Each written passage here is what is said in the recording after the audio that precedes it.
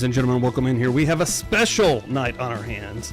We're going to be watching Murder Church. We're going to be hanging out at Murder Church on a Tuesday evening, a Tuesday night. Very strange here at Publicly Buzzed Live. Please let people know you're hanging out. Share that out on X, on Twitter, on Facebook, and like that thing as well. Appreciate it. We'll be hitting you right now. I got a special guest back here also.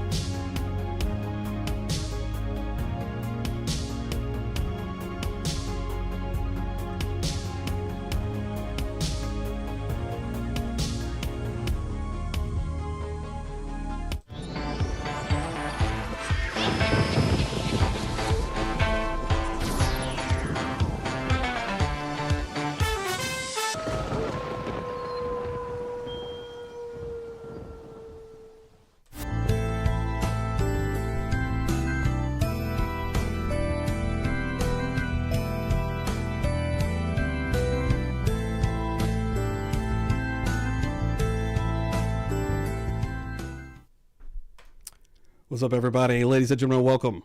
Thank you for being here. Murder Church is on the air, and I do have a special guest back here. I see the chat thinks Dan the Man is hanging out. Do we have Dandy Savage back here?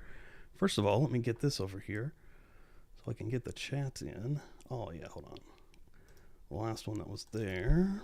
But thank you guys so much for hanging out. Appreciate it. A very special night. Murder Church on a Tuesday evening, Tuesday night. It's 8 p.m. here. I really appreciate it. Again, like I said earlier, hit that like, helps us out. Share this out, helps us out as well. Who do I have? Who is hanging out behind the curtain back here? Huh? Dandy Savage. I see people thinking it's Dandy Savage. Waylon Jennings. Whoa, that'd be impressive. That'd be wild. That'd be crazy. City Kitty, thank you for coming in here. Appreciate it. Let's just see who I have back here. We're going to get started. Again, we're in week 2 right now on an absolute trigger warning and a half. This one is wild as hell. Joel Michael God Jr. Again, the charges with this one: abuse of a corpse times 2, felony murder times 2, first degree murder times 2. We're going to be getting right back into that. But first, ladies and gentlemen, Jessica for Justice is hanging out. It's me. I'm special. Hi. What is up? Thank you for being here. I saw them calling out Dan. I was like, oh shit, I didn't even think about that. I figured that's a good guess, actually, because Dan's never made a Murder Church. I'm like, oh, it's a different day, so maybe. Oh, well, see, I'm extra special. I got extra special. Dan. the first guest of this season, period, but the second guest in the history of Murder Church ever, besides Bob Mata. Ooh, first female guest, then. That's true, yes. We got a female up in here. That's what we needed, baby. Yay, hello guys, I see you all in there. Aspiring court reporter, hello Spring, Queen Olive, Poke Mom, City Kitty, all my bunkies that come watch me on Sundays after Murder Church. This is awesome. Yeah, man, everybody's jacked up. This is cool. Hell yeah. Well, I'm really glad that you could come in here. I wanted to do something with you, and yeah, you're always cool as hell on X, and I know that this is going to be good. I think you're the only person I've ever heard call it X. I'm the only person I think that does call it X. Everyone still calls it Twitter. I can't. I'm going down the X path, damn it. But what do you call when you tweet?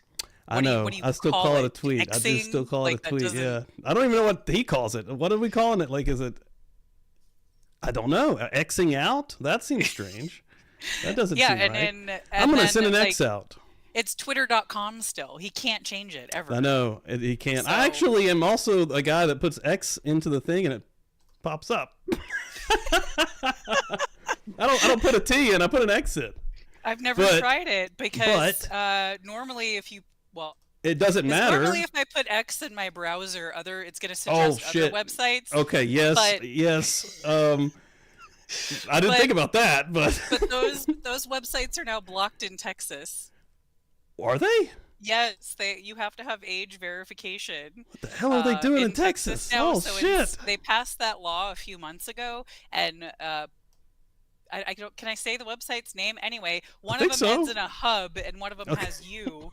Yeah. They're the same company, and you can no longer go to either one. If you're in Texas and you try to see the website, it says, "Dear Texas residents," instead of them putting age verification, they decided not to.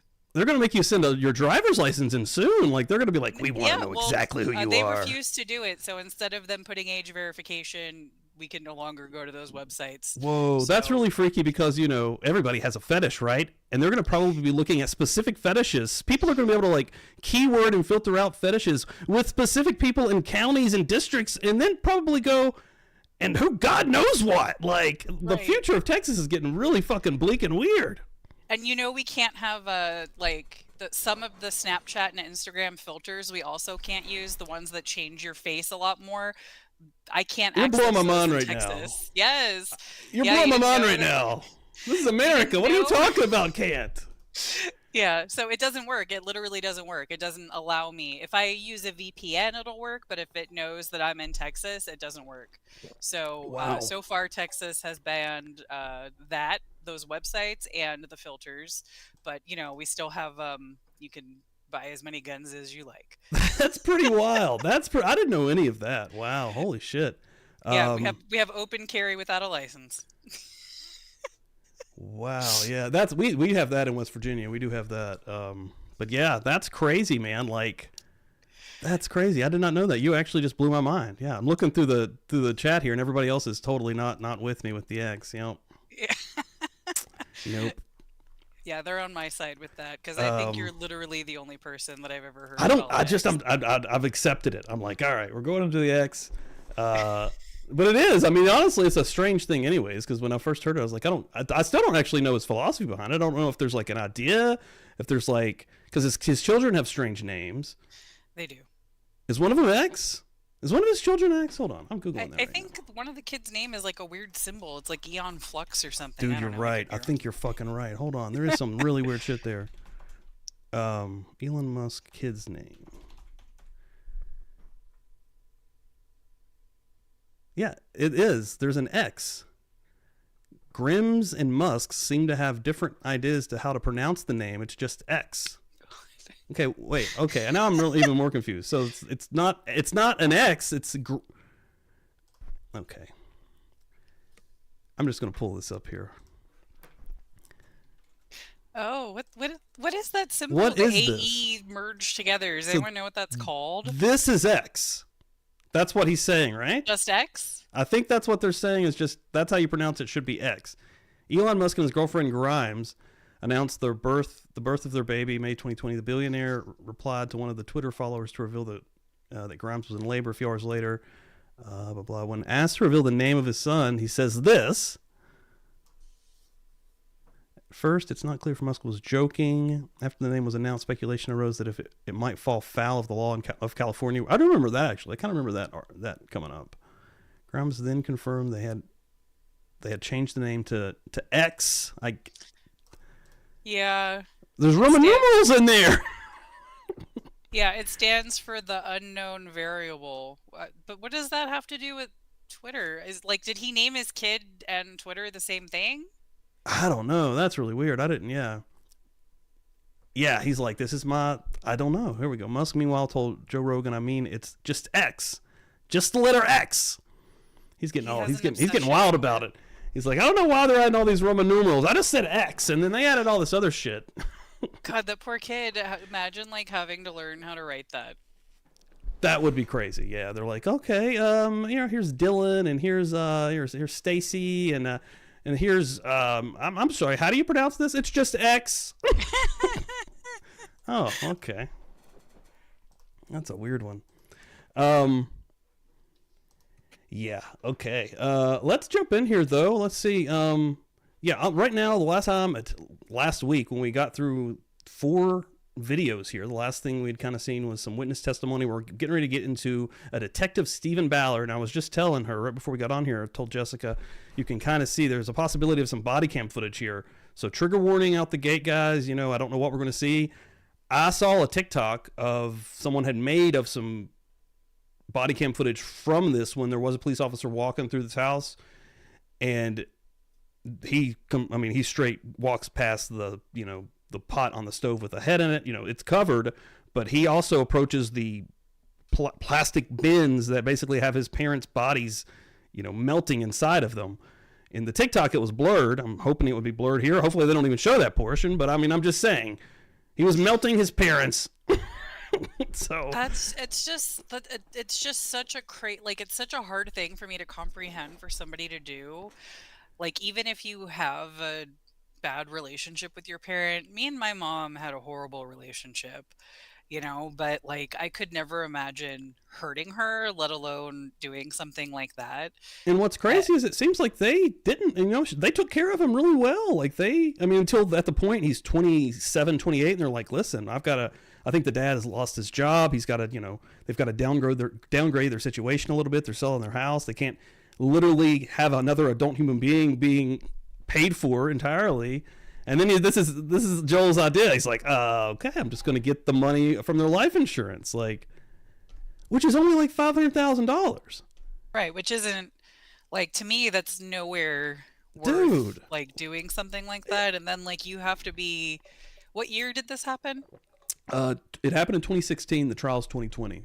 Okay, so 2016, we've already come so far with technology too. This isn't the 70s where people can get away with murder much easier than 2016. 2016, you have to make sure there's no DNA or whatever, and yeah. The plan was terrible. His plan is the worst. Execution was terrible. His execution's the worst. And then if you read some of his notes, he gave up in between. He did. He just gave up. Yeah, that's his life, right? He's sitting on trial right now, and he has no one to blame but himself. Even given him just any kind of, let's just say he would have maybe had any kind of gumption to go through with a murders. That's a fucking weird thing to say. But if he could have finished what he started here, could he have maybe gotten into some kind of situation where he could, I don't know. I don't know what his end game at the end of it was, but even just killing his dad and then his mom with the knife, he cut his hands all to hell, almost cut his thumb off.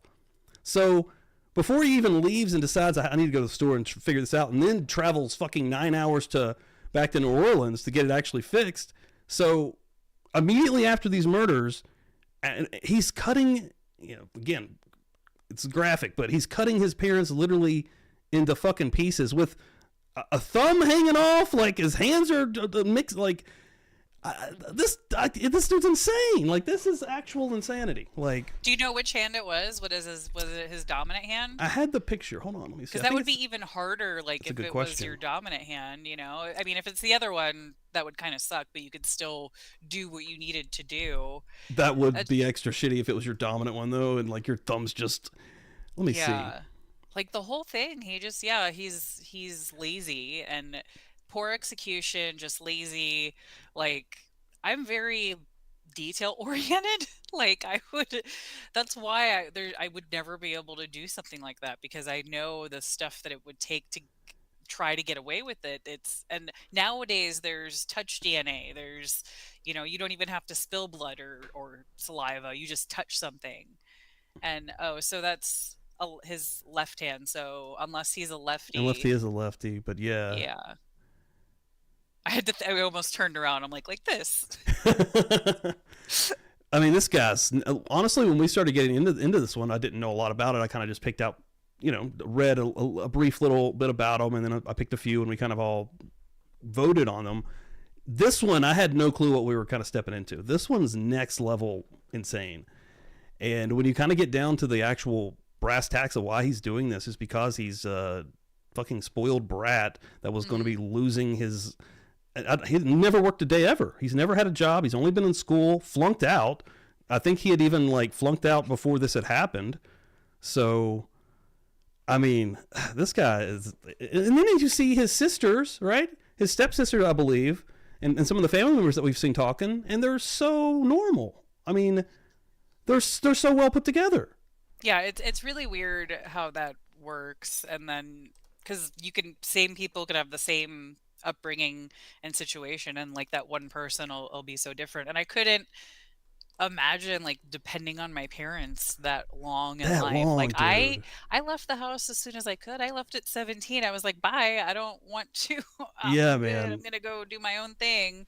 Like I didn't want. I couldn't imagine having to depend on another adult. Yeah, that deep for sure. Exactly, yeah. And honestly, I can get it. You're first out of school and you're starting to get into college and you try to get that, initial boost or whatever. But, usually when kids get to college, they take it upon themselves to get a job because, unless you're ultra fucking rich, but if you're a normal person, you come from a middle class or even lower family, you basically know that's what's going to have to happen. If you want to have any kind of life, you're going to have to pay for it because the money that your parents are giving you are going towards books or going towards possibly food or that apartment you're living in. Right. So, I mean, it's crazy, dude. So this, honestly, it seems like they were pretty well off. I don't know what I could look. I think I have it here in my notes, but whatever the job he got fired from is going to be quite the downgrade, and he's probably already getting close to retirement age anyways. So it's time that we get the hell out of here, bro. Like we gotta. Right. Oh, we have to remind them of the defense because somebody said that. Oh my God. Reporter, the defense attorney. So all the defense attorney said was, "Thank you for coming." And being a juror, and that was basically it. That was it, like, basically. It was so funny. I've never seen anything like that. I was like, what the hell just happened? Actually, the entire opening statement is in one video, and it's like an hour. And we get down to like 58 minutes, and the lady finishes up the state from the prosecutor. So I'm like, oh, okay, there's 2 minutes here. He just stands up. Howdy, guys. You're looking nice today.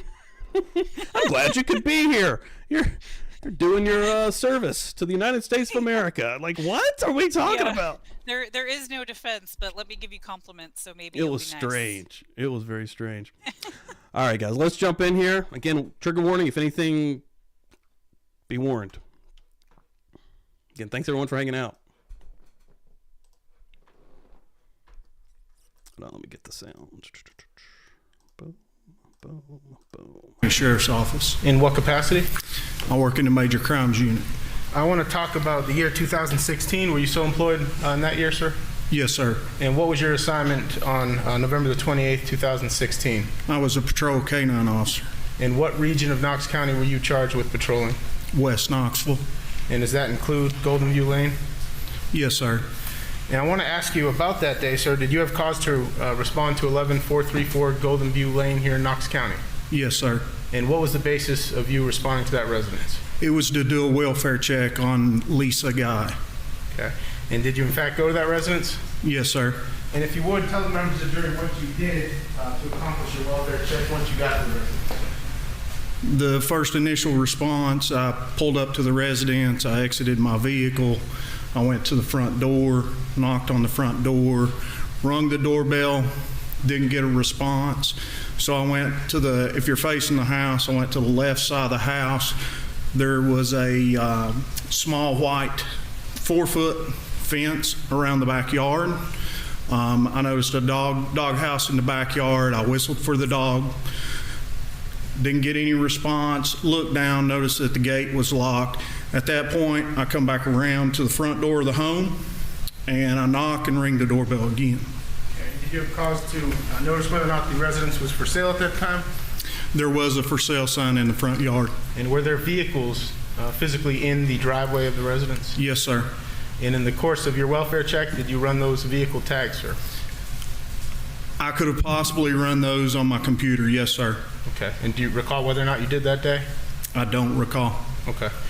So when you go to the door, sir, are you looking in the door or are you just knocking and ringing the doorbell? No, sir, I'm just knocking and ringing the doorbell. It had been an officer safety issue to be peering in. And when you say an officer safety issue, what are you talking about, sir? Typically, if I go out to a residence, I don't put my face up to the window to be able to see inside. It's an officer safety issue. And how long on the initial response did you spend at 11434 Golden View Lane? I'll say approximately 5 to 10 minutes. Okay.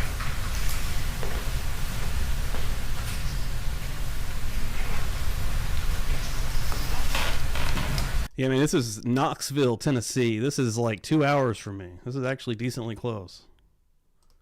Yeah, I like his accent too. I like these accents too. Even in the South Carolina, North Carolina, like Virginia, and even in the, like this side of Tennessee, anytime I hear anyone talking, I'm just like, that's could be down the road. Like as soon as I heard this one, I was like, wow, these people, sounds crazy. Before I even learned the Knoxville part. Can I approach you? Yes, sir.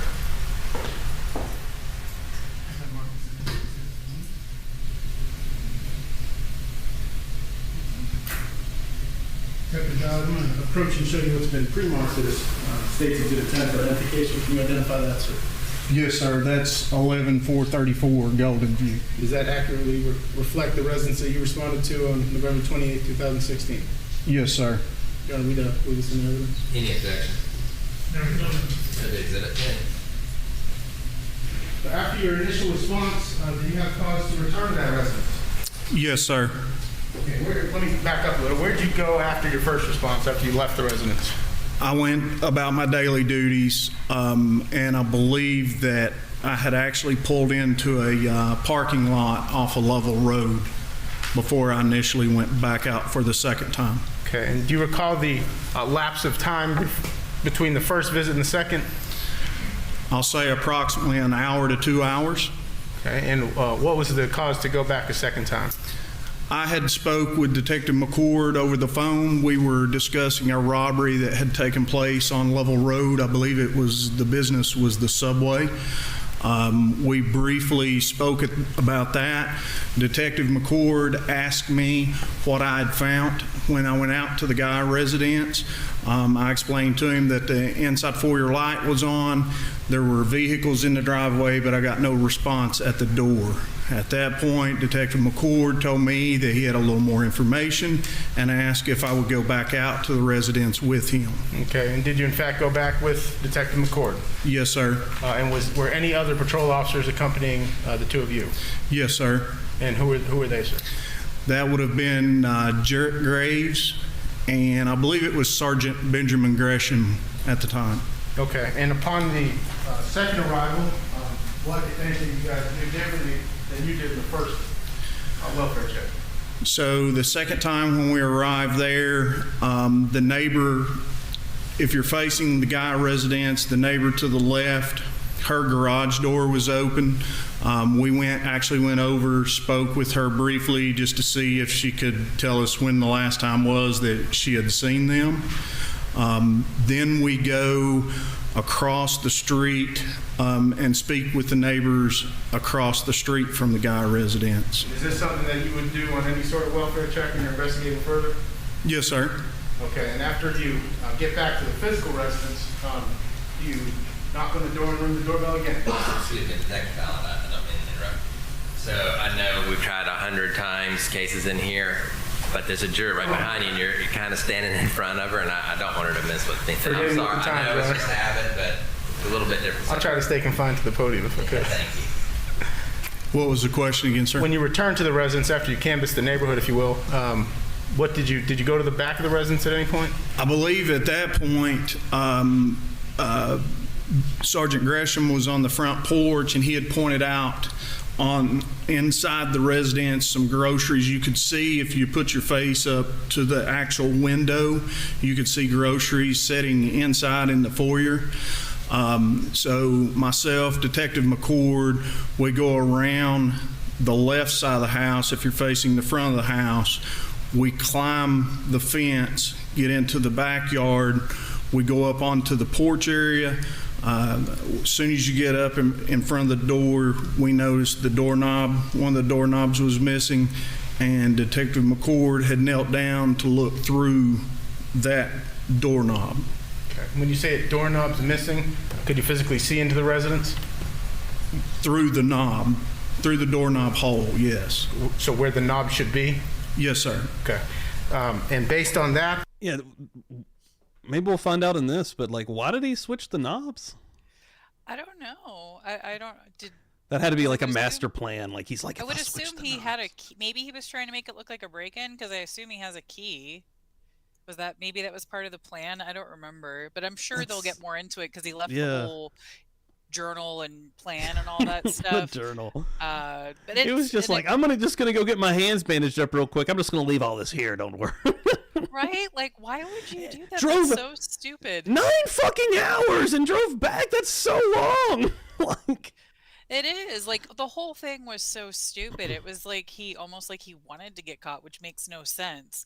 And then because yeah, like his plan didn't. None of it. None of it. none like, of it. None of it It's was a the good plan. worst. It might be the worst. Like, I'm Like- sure there's other ones. Like, there's got to be. But Jesus, maybe at like this level, right? Like, killing your parents, double homicide. Like at this level. Wow. Like it's pretty. It's insane to be this Yeah, bad. it's pretty. It's gruesome. It's like because there's a difference if somebody like snaps and like kills their whole family and like. Not that that's okay either, but like they snap and like They're not they planning it. shoot Yeah, them yeah, all yeah. or whatever. But yeah. like to plan this the way that he did, to execute it the way that he did, and have it be as messy as it was, and then to like boil the head. And, That's like, so strange too. Like that's an extra level of like what the fuck? Because he's already like getting rid of the body parts in this dish Drano weird mixture that he's got in this bucket, and he's melting their body. But the mother's head, he's decided to put in a pot and boil. That's some Ed Kemper vibes, honestly. Right. So it Um, makes me wonder if like there's something that happened in Something his deep. from his childhood or from a psychological standpoint. There's this book that I read called The Sons of Cain, and it's about like the history of murder and from like the start of human existence to today, and they talk about the triggering point of some of the serial killers, and a lot of them it has to do with an overbearing mother or a parent disapproving with something. Yeah. I can't remember. Somebody will know the name of this serial killer. He had a foot fetish. He would keep the shoe in the foot of the people that he murdered. That rings a And- bell, but I don't know the name either right off. And he did it because when he was a little kid, he tried on his mother's shoes and he liked it. And he was like just having fun. He's a little kid. Yeah, and then yeah. his dad caught him and beat Dude. the shit out of him. Yeah. And after that, like that was his thing. That And was that's his almost- fetish. I could see how that could become like in your head. It's taboo now, right? Your father's like, "Oh, you can't do that," but you liked it, right? Right. Like, but you were just having fun, and then all of a sudden it could like warp into like this other sense of, I don't know. That's pretty interesting, dude. But Yeah, it always so- comes back from this like motherly, like there's something, whether it's shoes or underwear or whatever, like something, Right. or a dress or clothing or seeing their mother naked, like in some Yes. cases, like. Yes, But- correct. Or there was some abuse or incest or some boundary crossing. A lot of it stems with that because if you look Man. at the history of it, a lot of it comes from some sort of trauma in their childhood. But And it so just- what happened? It's like I need to know what happened in his childhood. And with Joel Guy here, that's what we need to know, because from outside and everything I know so far, maybe we'll get a little bit deeper. It seems like his parents were amazing. His mother was literally that day out buying his favorite ice cream, like going shopping for him, who was staying an extra day, and they're happy. Normally he would have left quickly after the Thanksgiving. Right. There was lots of odd stuff around this, so it seems like they were pretty fucking. I mean, dude, to be taking care of you and 9 hours away in New Orleans, they think you're going to school. They're sending you money. They've put you up for a decade at this point. I mean, that's fucking wild. Like, Yes, but that's it's- not to say at a younger age something weird. You know what I mean? Didn't happen though. Yeah, you never know. I mean, looking from the outside, it might look like a perfect family, but there could be something sick that was happening or going on. We have no idea. Or maybe they were just really good people and there's something psychologically wrong with him. Maybe he had a concussion and had a brain injury. Brain injuries are a lot of times Dude. connected with serial killers too. But some people are just born fucked up. Some 100%. people are just I know loners. I've in my life, I've been a loner at certain parts of my life when I was younger.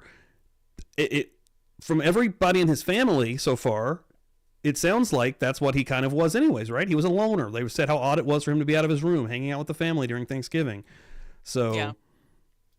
I mean, I don't know, man. And then it's easy for kids, especially, not that this was a fucking kid, this was a grown man, but for kids, especially, and teenagers, to go down a dark mental path, especially at that age, you're already brooding on something, and it can take its own life, man.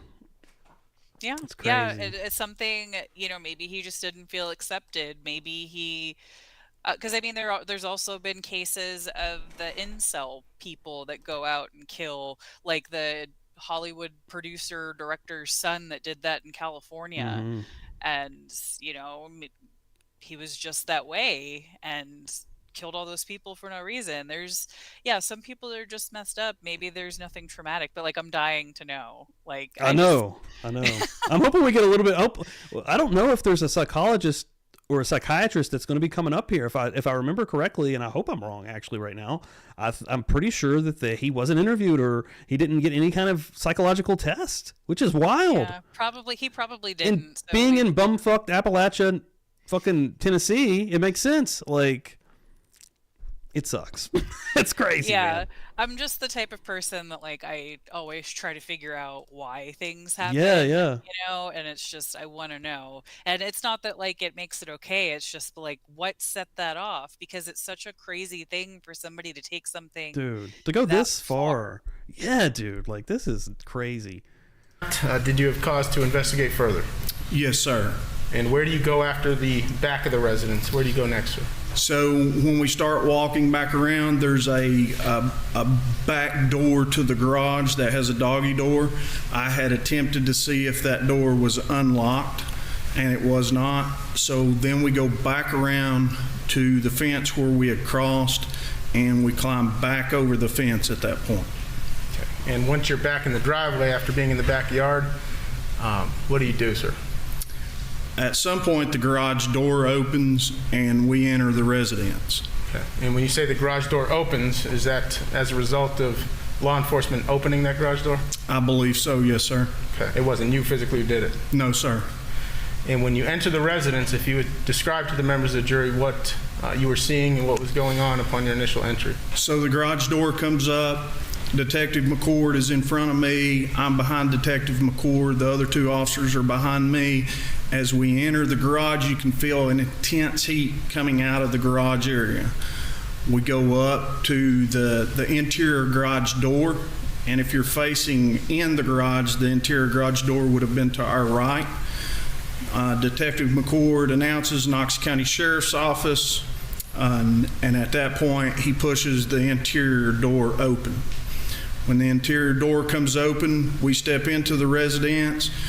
There's some chemicals setting in the floor as soon as you step in, and then we begin to clear the residence. Okay, and when you're clearing a residence, describe to the members of the jury what you're trying to achieve, sir. We're trying to achieve to see if Mr. and Mrs. Guy are okay due to the fact they didn't come to the door. You've got groceries sitting in the floor, and the back doorknob's obviously missing at that point. We continue to go through the residence. As we go through the garage door, you see the chemical setting in the floor. There's like a short, long hallway to the right, the best I recall. And if you're looking down that hallway, you see a dining room table toward the front of the residence. I can see something at that point lying on the dining room table. We continue through, come down the foyer where the groceries are lying in the floor. I look to my right, I see long guns lying out on the dining room table. At that point, we turn to start up the stairway. Let me ask you, sir, at this point, do you have your service weapon drawn? Yes, sir. And do the other officers with you have their service weapons drawn? I know Detective McCord did. The other two officers were behind me at that point. And in terms of what you're perceiving with your senses, can you smell chemicals? I actually feel a tingling on my forehead from the time that I entered the home. As we continue on, and What did he say? He said that it was a short, long hallway. But what did he say about the forehead? He felt on his forehead? It was tingling. It was tingling for some reason. His I'm spider assuming senses from were going off. Or were Those- the chemicals like? I bet it was the chemical. the I'm gonna go air? back just a little bit. That hit me weird. Just the way he said And he it. also said short, long hallway. Weapons drawn? I know Detective McCord did. The other two officers were behind me at that point. And in terms of what you're perceiving with your senses, can you smell chemicals? Oh, okay. I actually feel a tingling on my forehead sense, yeah. from the time that I entered the home. As we continue on and start up the steps, the heat is more intense. It seems to be getting hotter. Okay. And if you would, describe what, if anything, you observed in the course of going up the steps. There again, the groceries were in the floor. I noticed the weapons lying out on the dining room table. We start up the steps. We get to a landing where there's a small, like, child gate. Detective McCord sees some blood that he believes to be on the wall at that point. He asks if anyone has had gloves on them. And I did have a pair of gloves in my BDU pockets. I pulled those gloves out to put them on so that we could open that gate and go on up to the landing upstairs. Okay. And to the best of your recollection, if you could describe the layout of the upstairs once you make it to the second floor. So when you hit the landing, there's a room immediately to your right that it turns back kind of behind you. Then there was a room on an angle to my right and another room on an angle to my left with a long hallway. Okay. And in terms of what you believe to be blood, do you see anything once you get to the top of the stairs? Yes, sir. When I get to the top of the steps, I believed it to be a human hand or a hand lying at the very end of the hallway. Okay. And did you go a different way or have cause to go a different way than Detective McCord did initially when you're clearing the residence? Yes, sir. Detective McCord broke off immediately to the right and kind of behind where I was, and I continued down the hallway. Okay. And where you think you see hands, do you eventually make it to that room, sir? Yes, sir. And do you clear that room? Yes, sir. Partially. Yes, sir. And if you would, describe what you see in that room. I see a human hand. It was lying in an upright position with another human hand that was closed fist behind it. Okay. And after you make those observations, what do you collectively do as the officers who are clearing the residence? Detective McCord had seen something in one of the other rooms and requested that we back out at that point. And at that point, we worked our way back out of the residence. And I went, if you were facing their residence, I went to the outside, far back right of the residence and held a perimeter till we could get additional officers on scene. And when you say you held the perimeter, is there any reason why you were continuing to hold the perimeter if you cleared the interior of the residence? The complete interior of the residence, I don't believe, had been cleared at that point. Okay, and at any point during the time within the residence at 11434 Golden View, were you alerted as to the presence of a dog anywhere? Yes, you could hear a dog in one of the rooms faintly barking. Okay, and where the dog was, is that one of the rooms that you cleared? No, sir. Okay. And when you're holding your perimeter back outside, how long do you do that? How long what, sir? How long are you holding the perimeter outside? It seemed like forever. Maybe 15 minutes, Okay. 10, 15 minutes. And did you have reason to re-enter the residence that day, sir? I did not. Okay. And I want to ask you, sir, are you equipped with a body camera Yes, sir. on this date, November 28, 2016? Yes, sir. And have you had a chance to review those videos prior to testifying today? Yes, sir. Your Honor, if we could, we would ask to publish 3 segments of body camera footage from November 28, 2016. For real, Patricia. Uh-oh. Warning, May guys. stop you here, just to ask questions, but is there a reason why the portion of the front end of the body camera footage is typically muted? Is there a difference in what, sir? Is there a reason why the front end of the body camera footage is muted? My understanding is when you very first turn the camera on, there's a delay in that.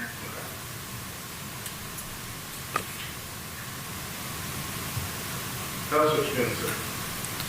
This is me arriving at 11434 Golden View. Those are big houses. Yeah. And at this point, I'm going to approach the looks front like a nice door. area.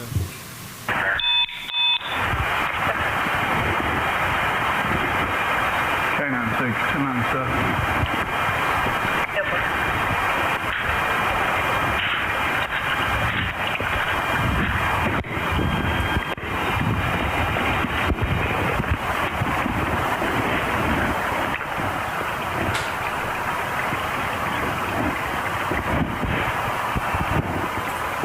That's how you know you're in a good area.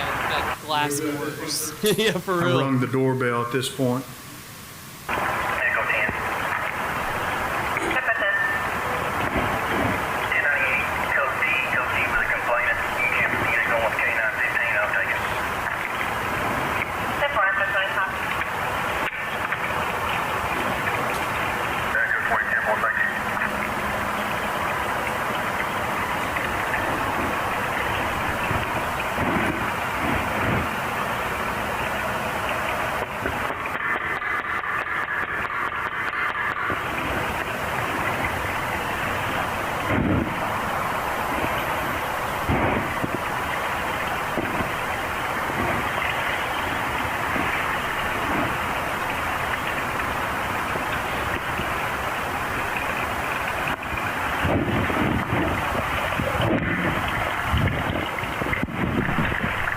You spoke about vehicles being present in the driveway. Are those the same vehicles that are present? Yes, sir.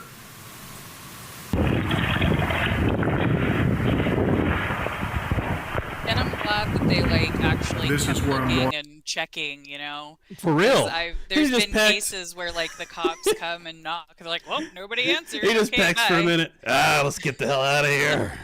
Nothing to see here. Yeah, so I'm To the glad that side of they- the That's a resident nice Look at that truck cute right truck, there. yeah. Damn. to try to check the back.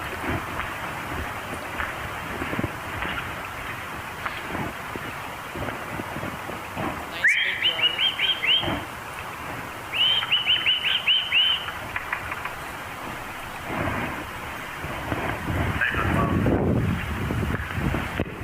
Echo 12. Gonna have a white Dodge driveway, is there a key holder around? Negative.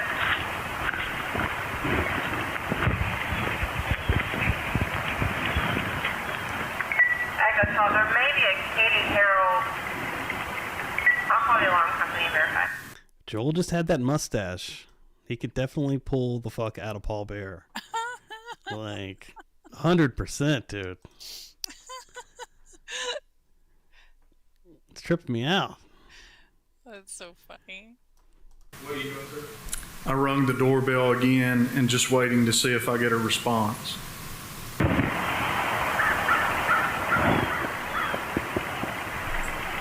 There's a Chris German Shepherd in front of the house. What do you need for a minute to check? That one.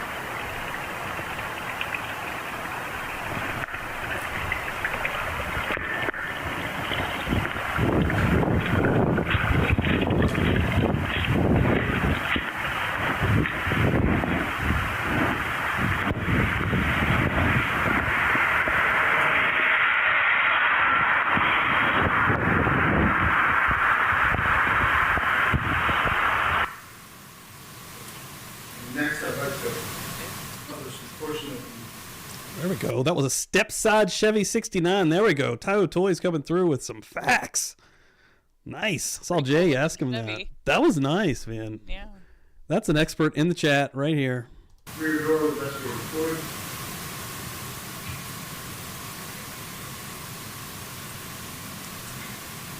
Brightest television ever. Right? What is happening? He's like fixing his eyes. He's like, ah. Here's the sun. Just for clarification, is this your second visit to the residence? With if that's the video with Detective McCord, we will climb that fence.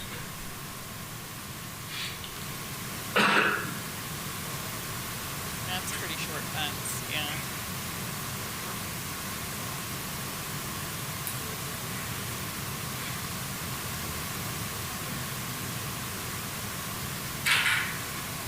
So did he leave and come back with these guys? Did I miss that? Or did they come Or initially? they might have arrived, I'm not sure. Because the detective seems odd to be there out the gate before anything, right? Right, they haven't found anything yet, so obviously they think something nefarious Something's has up. happened. Probably this neighborhood. They're like, all right, this is Paul from we know that something's weird. Let's get the cavalry up the hill there. Yeah, and it could be the area too that they're going the extra step to make sure, because unless they smell something, like why would they need to have so many people there already? Yeah. And honestly, the detective one's the weird one, right? Like that feels like that would be like he'd come after the fact that something's strange, like. Right, unless this is an area where nothing happens and he's But bored. he's just bored. He's like, let's get up there.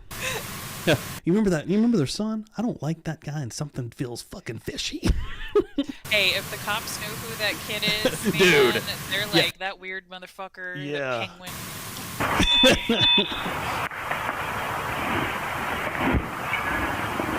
Hang on, thanks.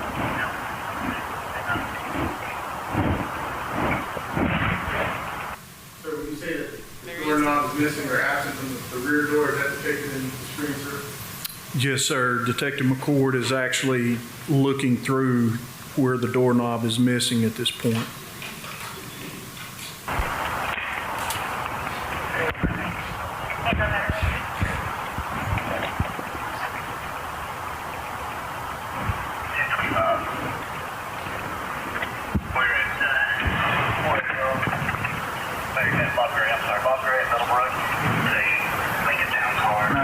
Here's the deal. They said that they purchased a house in Johnson City, so hopefully he'll have information on it. They're saying Robertsville, the neighbors. And the realtor's saying Johnson City. Well, it's relatively close, yeah. You got what? That doggy door?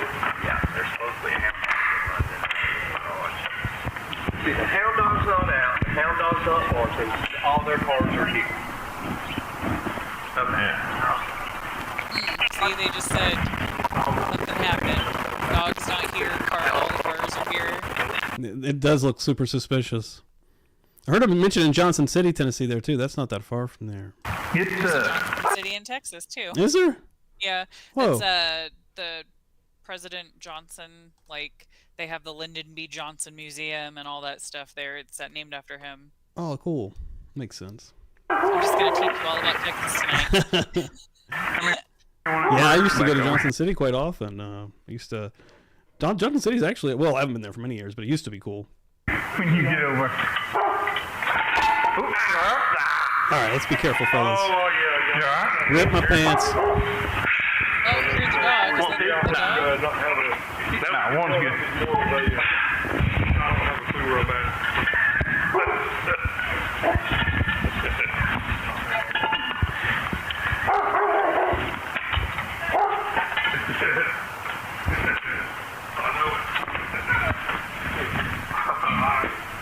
You hung.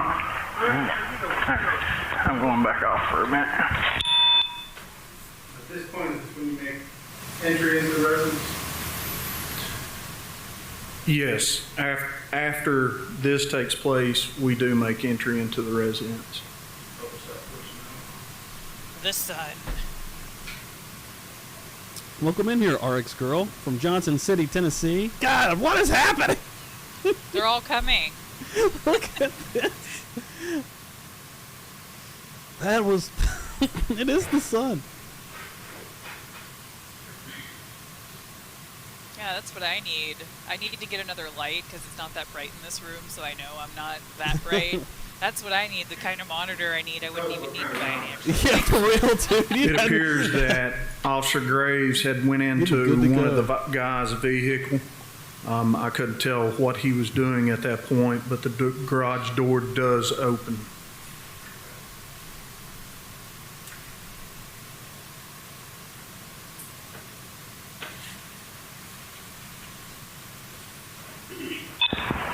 Hello, Sheriff's Office! There's a dog walking now.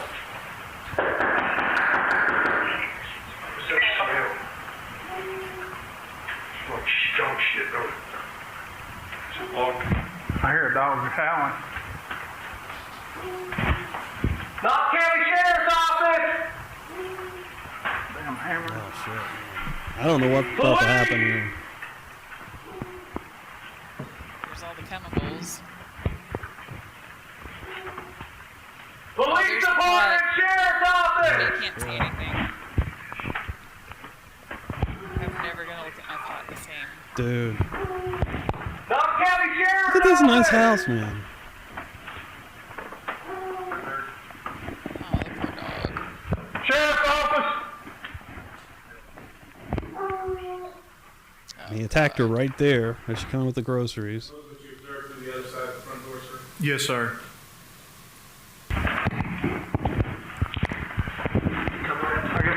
I got the gun out here. Yeah, I got several. Clear. Knox County Sheriff's Office!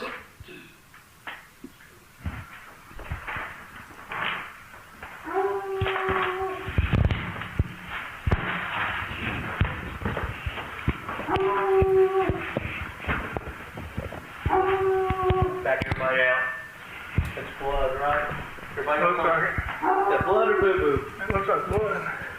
This is crazy. He doesn't even say shit in this situation. He This, says poo-poo. Yeah. this is blood or poo-poo? Knox County Sheriff's Office! We're here to check your welfare! And these guys have to live with whatever they see for the rest of Dude. their lives too. Yes, that was the pot on the stove with his mother's head. Yeah, they're freaked the fuck out. I mean, obviously so. Like, fuck, this is intense. Poor dog. Knox County Sheriff's Office! I still can't believe he left without finishing. So crazy. I've got one, probably one down here too, Jimmy. I'm going right, Benji. And that's where I noticed the hands at the end of the hallway.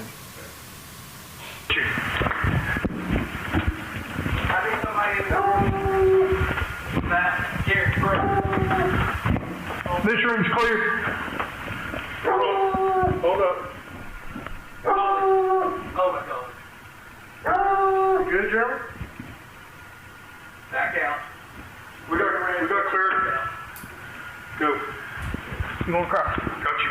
I heard him say, "Oh my God." I heard him say we gotta back out.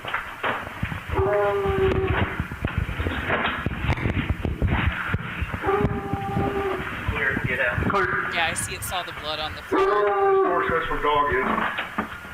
Dogs.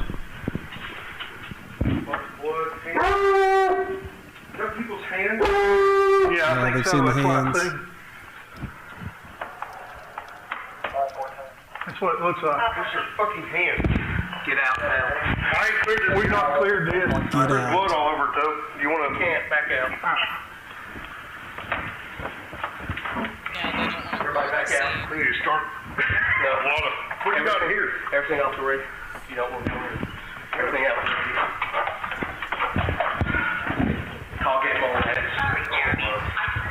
Don't call anybody else. I don't need shit blown up yet.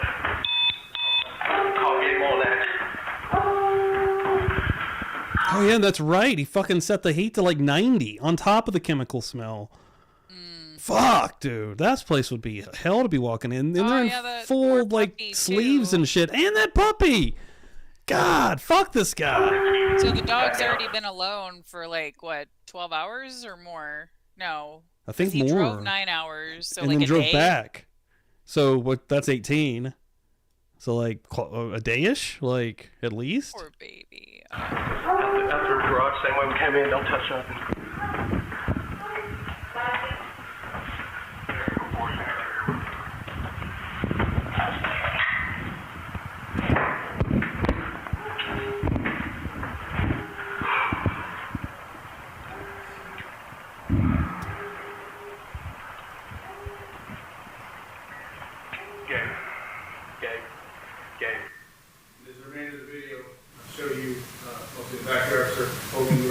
Yes, sir. I believe that's all we'd like to close from this portion. Jesus Christ! What is that? It's affecting us. What is happening right now? This is insane. The General Sanchez, the rest of that video we had then. It looks like it's shining off of his mask. Thank you. The events you testified to today, sir, Fuck. did they occur here in Knox County? Yes, sir, it did.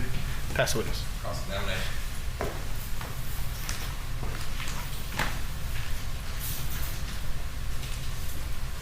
Good afternoon. Good afternoon.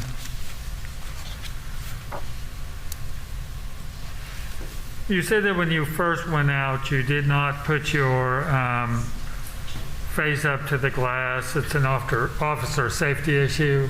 Yes, sir. Is there a fear of what could be on the other side of the glass, or someone see you peering in and react? Absolutely. Okay, okay. Is there a policy as to that, or is that just training, or? I don't think there's a policy. I believe that's just training. Okay. But then I think you indicated one of the officers did do that. Is that right? Yes, sir, after numerous other officers were on the scene. Okay. And after the door had been knocked on several times, Yes, the sir. doorbell rung. Yes, sir.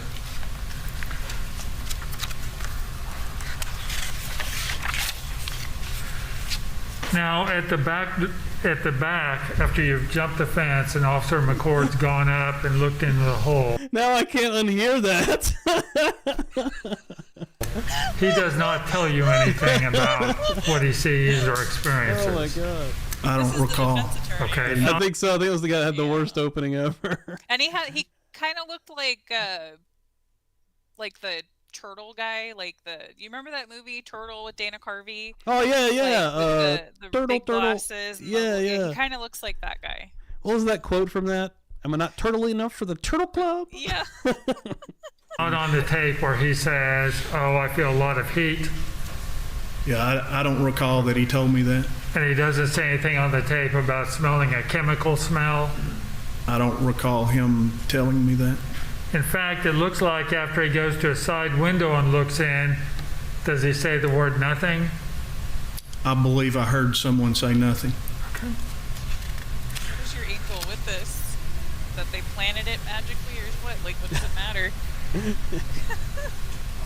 My client is innocent because he said there was nothing in that window. And then when you, This guy's was got it you who less tried than the nothing doggy left. door? Yes, sir, it was me. It was locked. He's like, all I can really do is go over the facts that we know, and that's all I'm going to do. Right? Like, what is this? This doesn't matter. There's a literal video. They just showed it. Dude. Why are you verifying what's in the video just so you can make sure that you stood up and asked questions and you get a paycheck? Like, he's just like dude. phoning That's what it this in. feels like for sure. Like, Yes, sir, it was. But there was Like, no I'm other doing my useful job, information clearly. from the door. Other than it being locked and no one crawled through it. Okay. Now the inside garage door, was that after the big car door opened, the inside door, that was closed, appeared to be closed? It was pulled to, yes, sir. Okay. And Detective McCord either pushed it open or opened the, do you know which? Yeah, I just know he pushed the door open, sir. Okay. And you only went in the house the one time? Yes, sir. And it turned out there was not a suspect or anyone alive in the house? No, no, sir. Now, you said you talked to neighbors and someone saw a light on at 6:30, a bathroom light. Yes, sir. 1 second, Your Honor. That's how you know you're in the suburbs and nothing happens. Your neighbor knows that you turned your bathroom light on at That's all, Your Honor. Yeah, for real. He's like, well, normally about this time, old Cindy, she turns her light on. I'm sorry, what? I just know.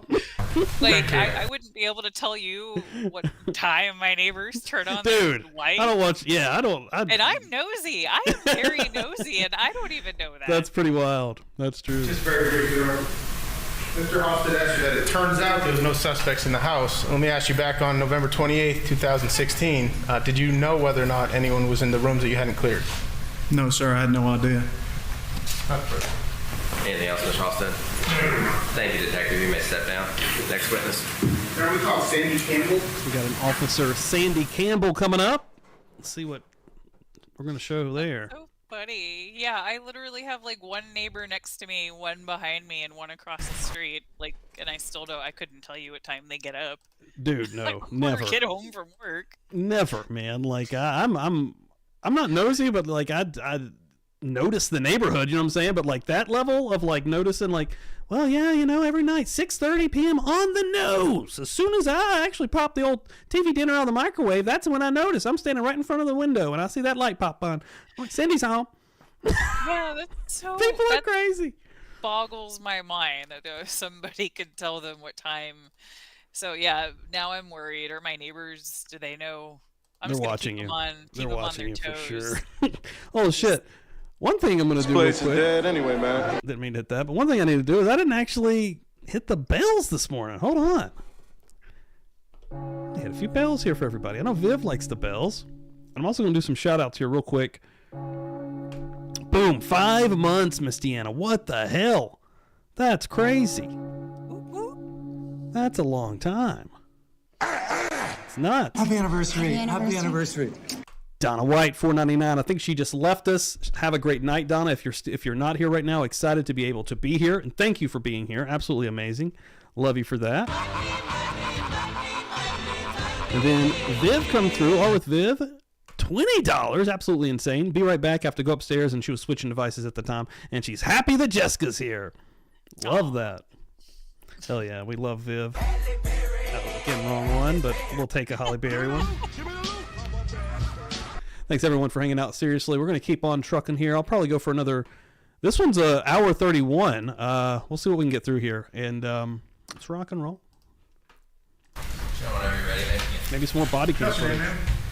My name is Officer Sandy Campbell. By whom are you employed? Knox County Sheriff's Office. In what capacity? I'm currently assigned to the Forensic Services Unit. And how long have you been employed at the Sheriff's Department? Almost 9 years. And in the course of your 9 years, in the course of your employment, have you exclusively been in the forensic unit? No, I've been in the forensic unit for almost 7. Okay. And tell us what, if any, training you've received as it has to do with forensics, particularly processing crime scenes. Probably the most comprehensive training that I've received is attendance at the National Forensics Academy, which is a 10-week course recognized kind of worldwide as the standard, the gold standard of forensic services technician training. Okay, and what are some of the things that training that you undergo at the National Forensics Institute? We do many different kinds of things, ballistics, insofar as like shooting reconstruction specifically, and blood pattern analysis. We do just crime scene management in general, different ways of processing for latent fingerprint, lots and lots of stuff. Okay. And when we're dealing with crime scenes in particular, and crime scene management, as you put it, what are the types of things that you're doing on a crime scene in terms of physical evidence? So specifically, my job consists of documenting, collecting, and preserving any sort of physical evidence that we find on a scene. Okay. I'm going to ask you to speak up just a little bit, just because we have jurors in the way back. Okay. Get that microphone a little closer, please. Okay. Say it with your chest. Okay, and when you say processing and I bet you don't mess with this lady. She looks like she'd mess you up. Like she's, yeah, she's being soft-spoken, but yeah, she could probably. Yeah, she's probably nice, probably a nice lady, but yeah, you don't want to be on her bad side, I'd say. Documenting, do you do that through the use of video? Yes, video and just a digital camera as well, photographs. And did you do a crime scene video in this case? I did. And Your Honor, if I could, I would late file Exhibit 12, I believe, and I'd ask to publish that. Be fine. Folks, Exhibit 12 is currently in electronic form, so we're going to go ahead and show it to you. By the end of the day, we'll actually have it on a hard disk to have with you during deliberation, but you may follow. And before I publish, Dude, he looks tell us insane at why all you became involved with this case, when you responded. My supervisor at the time was Captain Brad Park, and he called me on the phone and said, come over here to this address. We've got a huge scene, so. And do you recall what day that was? It was the 28th of November. And what year? 2016. Okay. And you did state you, in fact, did do a video of the crime scene? I did. And did you take pictures of the crime scene? I did. And did you collect physical evidence? I did. And talk to us a little bit about the practices and procedures that you use when you collect physical evidence. There's a lot of glove changing, so there's not cross-contamination with DNA. And we preserve things in paper bags rather than plastic, because plastic over time can kind of degrade the evidence if there's biological material on it on the inside of the bag. So we're going to use paper bags so that air can help keep microbial growth at a minimum. Okay. And once you get a piece of physical evidence, do you seal that piece of evidence? We do. We seal it along edges with evidence tape that's then signed and dated. And where is the physical evidence stored? I'm sorry? Where's the physical evidence stored? We have it stored in the Forensic Services lab, which is downstairs in this building, and it's locked in the lab and then additionally locked in these cages that you see in the back of the room. We refer to them as cages. Okay. And do you use evidence placards? We do, yes. And can you describe to the members of the jury the significance of those? So initially when we do a walkthrough in a scene, we're trying to identify obvious items of evidence. So sometimes not everything gets marked on the initial walkthrough because we don't recognize its importance at the time. So when that happens, when we do that initial walkthrough, we do mark with a plastic evidence placard the items that we consider to be of possible evidentiary value at that point. So when you see pictures, you will see evidence placards kind of throughout, and that's what they're being used to mark the significance, so then we can tell later like spatial relationships if it turns to matter more. Okay. Is that typically something you do after your initial walkthrough of a crime scene? Yes, because the initial walkthrough is kind of what do we have, like what appears to be most important in the very beginning. Okay, so the video, would that be absent evidence placards at that point? It would be, yes. This video is like the first kind of like official walkthrough from the Forensic Services unit, so we have some sort of idea of what matters. Okay. Now, at this point, we can publish that video.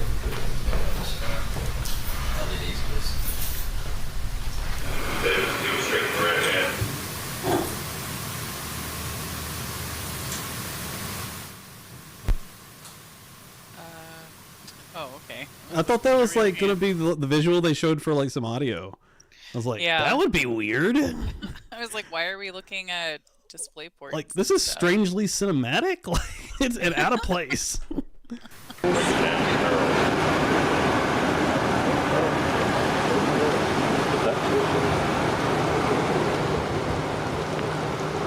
you can see from the crime scene tape, it's very windy, and that's going to matter in just a minute in the video.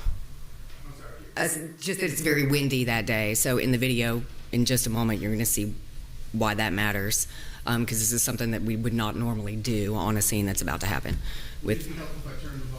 That would probably be, yeah. Is that where I can kind of explain what we're coming to as we come to it?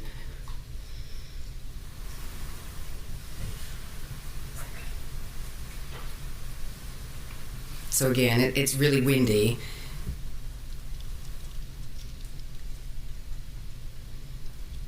And this is just like approaching the garage.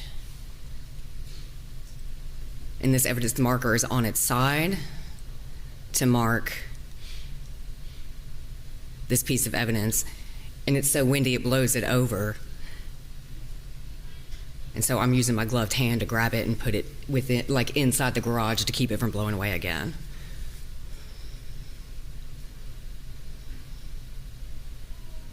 So this is approaching through the garage.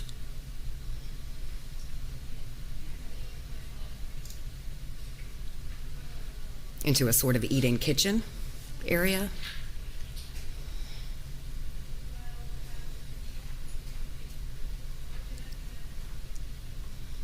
4 bottles of bleach, baking soda.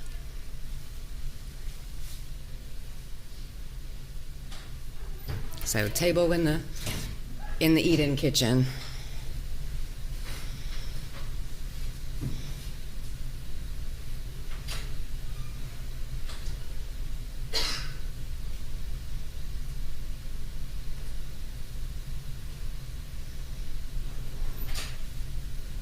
Random items in the kitchen floor. Trash bags. Big thing of trash And then this bags. is the kitchen proper.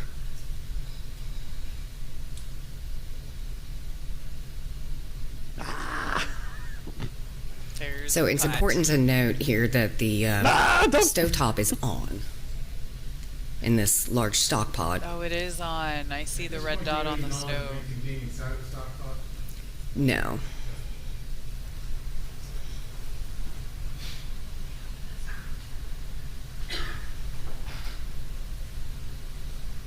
Dude, the creep factor with this one's, yeah, it's major.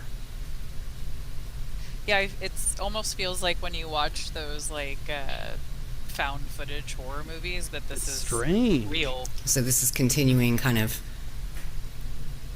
to the other side of the kitchen counter. Yeah, imagine what it smells like in there. Dude. And then on into the formal dining room area of the residence.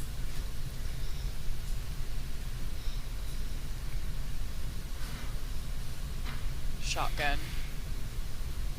Is that other guns? Other weapons? Yeah. That was his backup plan. That would have been a better plan. That would have been a lot less messy. Like, I think. Yeah. Yeah, there's the shotgun.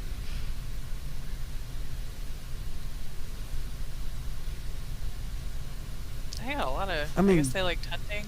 That's a lot of guns, yeah. Yeah. It's a Yeah, probably so in this area, especially.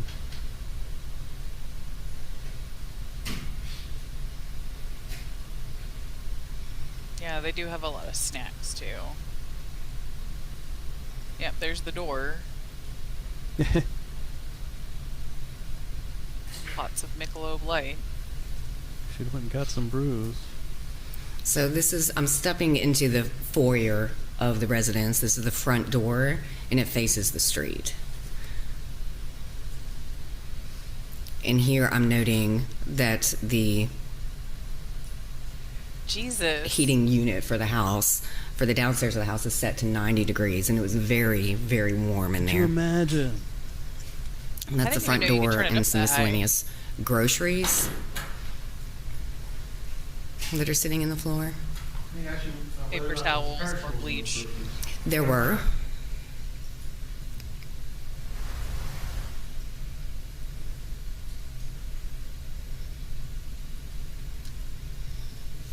This was in 2016, you said, right? Yep. Yeah, 2016, guys. So this is just a half bath that's in the downstairs. It's a big sink for a half bath.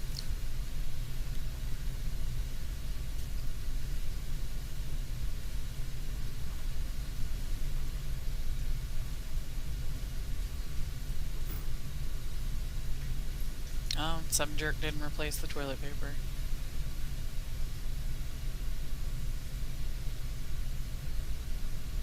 More cleaning supplies. So was she just happening to be bringing home cleaning supplies too? I guess so. So this is the living room downstairs in the residence, and you can see on this side it's open to the eat-in kitchen. This is the back door, and you'll note it's missing a doorknob.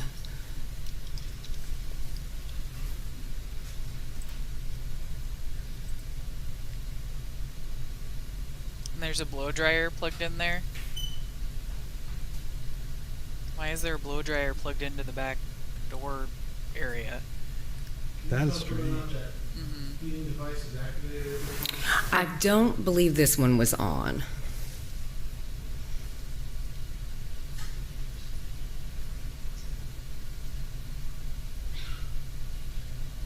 Yeah, it does have a extremely 90s vibe, doesn't it? Yeah, it's probably early 2000s, and they just haven't upgraded because. So off the living room here is this kind of Yeah, and being 2016, and kids have left, and that just makes sense.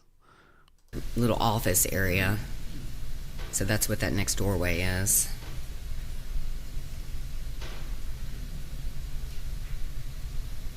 Is that blood?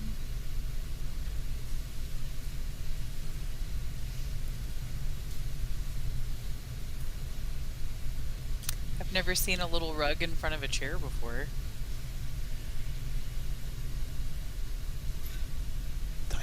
Tiny little office area. Yeah.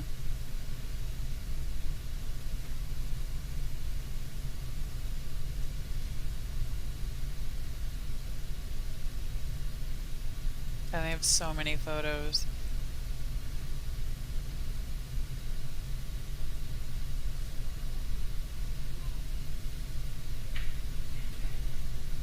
Yeah, right there's the old dude's name was on the wall there. Actually, never mind. His dad's name was Joel Guy. That's right. It's probably just his dad's office. Do you know what his dad did for work? I think I got it in my notes. Hold on. I think I got what he was retiring from.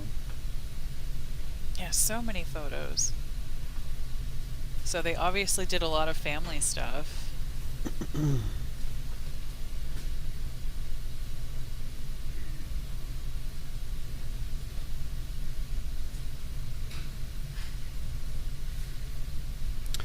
Joel Michael Guy Sr. was a pipeline engineering designer. Oh wow, yeah. So he must have made good money. And Because Lisa, that sounds like oil. And yeah, gas. yeah. And Lisa Guy, the mom, was still working This is as back a through the human foyer. resources accounts payable administrator.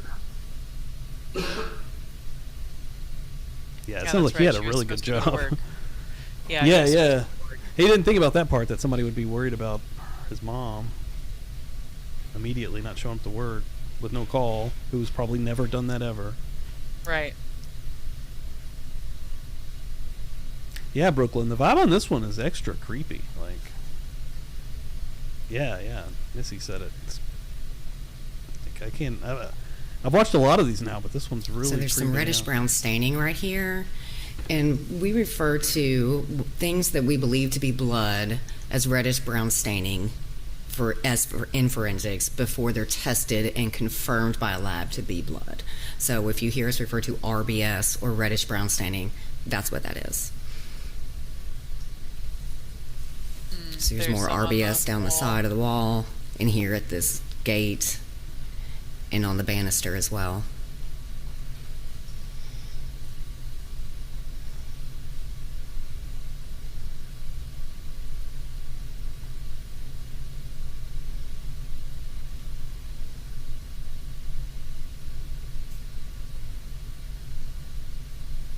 That looks like a lot of blood. Yeah. Yeah.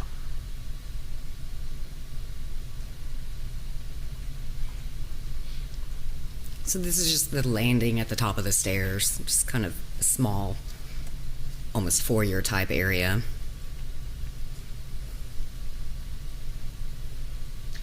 Do you know what is in the little buckets, the white buckets? I don't. Yeah, it's some sort of chemical. There's a ring. Oh, there's one of her rings.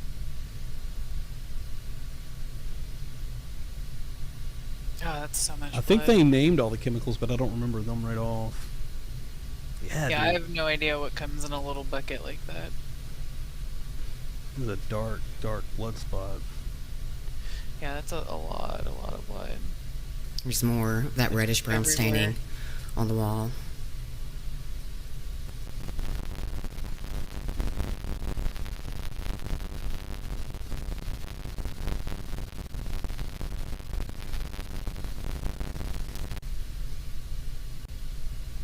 And this is the master bedroom of the residence.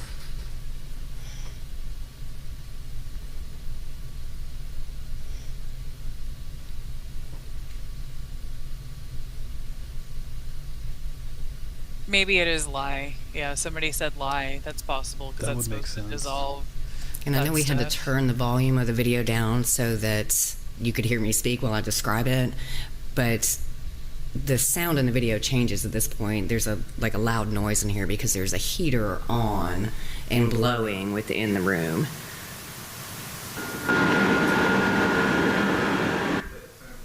Yes.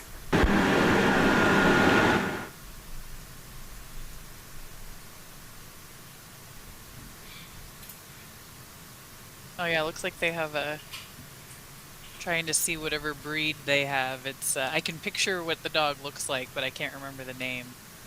It's definitely a hunting dog. That makes sense too.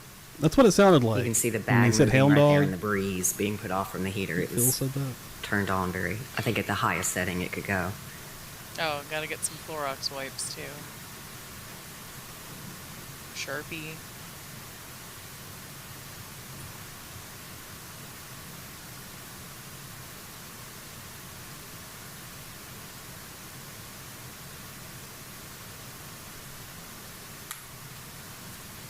Stuffed animals.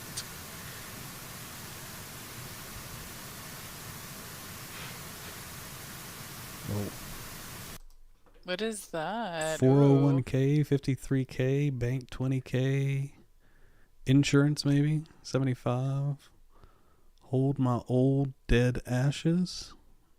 Sprinkle versus both. After you pass at Buzzard's Roost by I don't know what that one is. Tell all my children I love them, and as you should know, I do love you truly. I have had a blast. That's from 2013. I wonder who's. That's weird. That is so weird. 12, 19, 20, 13, right? Like, That's what it looks like to me, yeah. weird. Because it doesn't look like a. It's a strange thing to just have out, right? Like, Yeah, that's really weird. huh.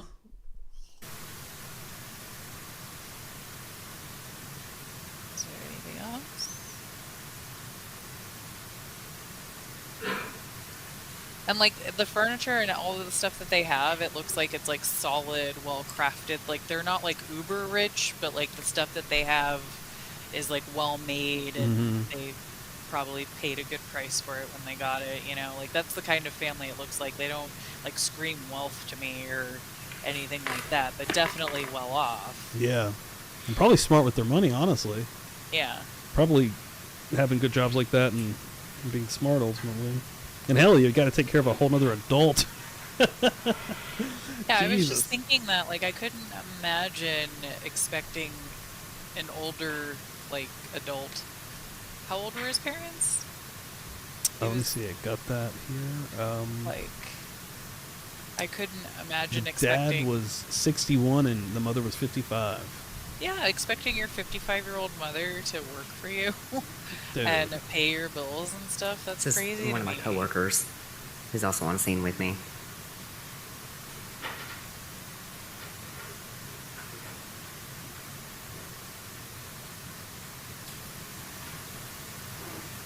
Yeah, that furniture is probably really super heavy too.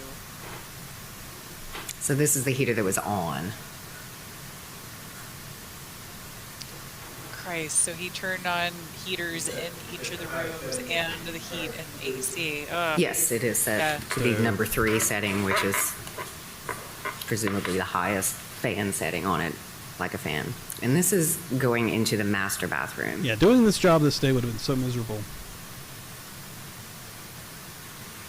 I guess they have to. Oh, they blurred it. So Okay, what you're thank seeing you. here is plastic God. sheeting that's on the ground in 2 large Rubbermaid type tubs. And this is a Yeah, shower this definitely looks like early 2000s. with a hose attached to the top. Attachment, the shower head has been removed and a hose has been put there instead, like a garden hose type of thing. Thank you, Court TV, for blurring this.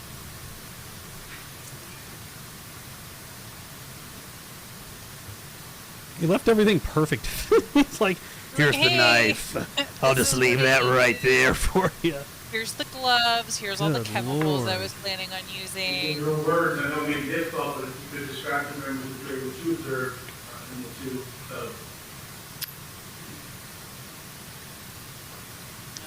My dog is abandoned. It was I'm about to go upstairs and check on Gypsy for a second. I'll be right back. liquid All right, I will be here. with pieces of human body in it, Ugh. in each of them. Both Looks tubs like a 230 or 221. had body or parts in them, and they were something. kind of bulging on the sides. So glad that they have it covered. Oh, that's a cool tub.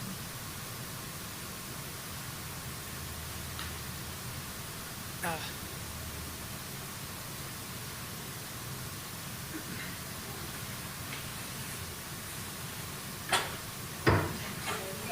And to do all this and not even finish, so there's no remote possibility of you getting away with it. I want to ask you, is there a heater in the bathroom? There is a heater in the bathroom. At this time, it's not on. But the master bedroom area of the house was definitely the warmest part of the house. And the upstairs was even warmer than the downstairs of the house. So, to the best of my recollection, the only heater that's on besides the central heat and air units is the one here in the master bedroom. See, this is the heater I was talking about that's in the master bedroom, but it's turned off right now. It's unplugged.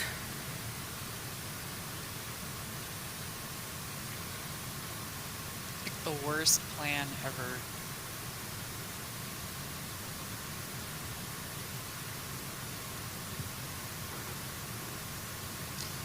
Yeah, So this you is a can't set of, blame like, your dad. Dishwashing gloves that are turned inside out on the counter there. This is the rest of the hose. Lakota, thank you for the gift subs. This is back through the master bedroom.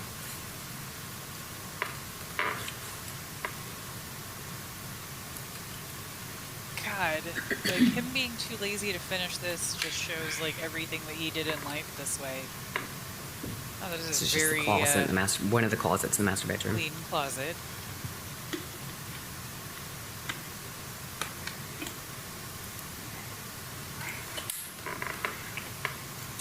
Now we're walking back into the upstairs foyer.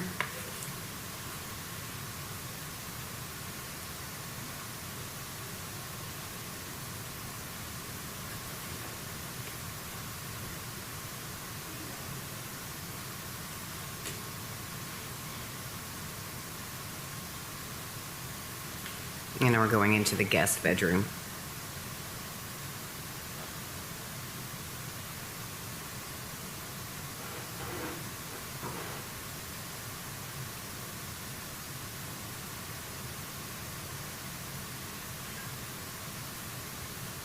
Is that his computer? Did he leave his computer too?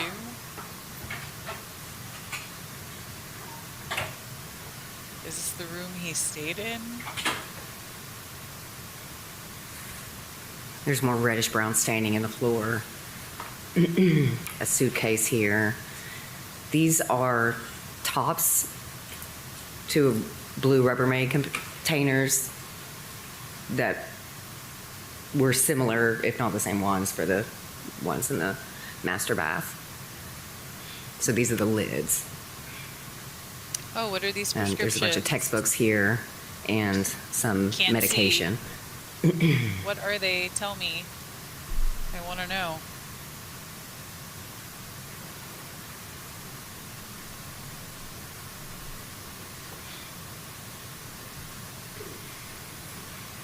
Yeah, it's still, that's so stupid though, still.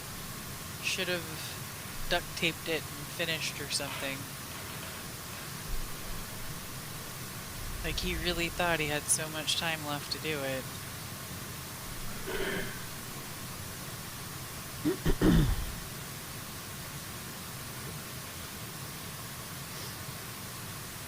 This is a dresser. There's like a box of bullets there. Box of gloves that's been opened.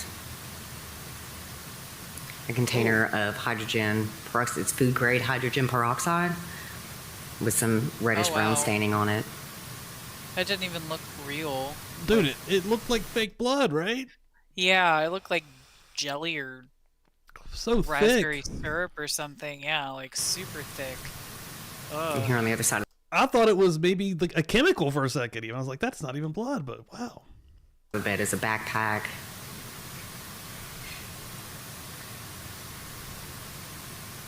And then moving towards the bed. Yeah, definitely a very manic, very not. Well, yeah. There's some reddish brown staining on the bed. And a laptop computer.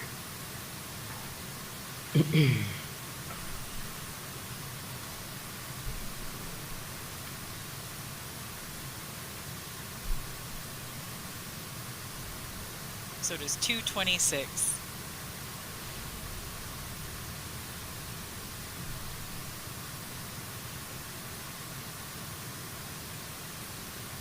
Earlier it was like 11 something. Yeah, so they've like been here a long while. But they have the heat on still. Like, when They had to be would they taking turn breaks, the heat off? right? Like, yeah, why would... Is that just part of the crime scene? We don't touch it, period? Like... I guess, but I would think that you would at least turn off the, like, central running AC. Maybe they will once they're done, like, recording everything. But, like, that's a long time for it to still be on. Because if you think about the initial body cam we seen when the guys first got there, and then who knows how much longer this is, right? And the stove was still on, and that's crazy. Yeah. Looked like while I was gone, hold on for a second. Lakota popped through here and gifted out 5 memberships. Oh, shit. Law Nerd Amber just picked one of those up. Jersey Jen just grabbed one. Julie Terranova grabbed one. Lamom James and B Rabbit. Boom, welcome in here. Let's go. Oh, yeah. Love it. Welcome to the party. Thank you so much, Lakota, first of all, who's absolutely amazing. Love it. Hell yeah. Hell yeah. Them beers in the chat, everybody. Thank you so much. Appreciate it. Thank you everybody for hanging out here tonight. Again, this is the most intense body cam I've seen. It really is. I don't know why it feels like an actual horror movie, but it does. It feels creepy. Yeah, it does. It really, really does. And I watch a lot of Same horror movies, and it's like, but like this has like that, I don't know, suspense feeling in your tummy, you know, and you're like, you don't know what you're waiting gonna for see something. next. Yeah. Yeah. Dude, yeah.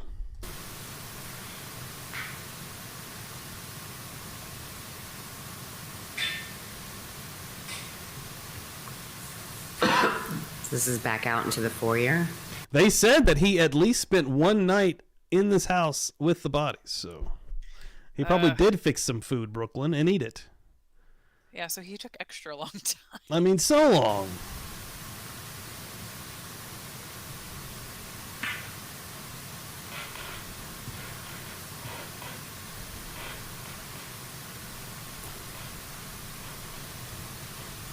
And this is the upstairs temperature control. And it's at 95 degrees at this point. It's only getting hotter. I don't know.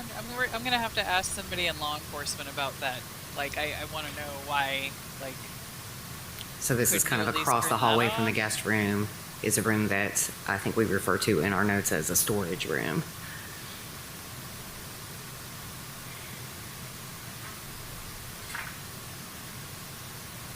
Some more reddish brown staining on the door frame of that room.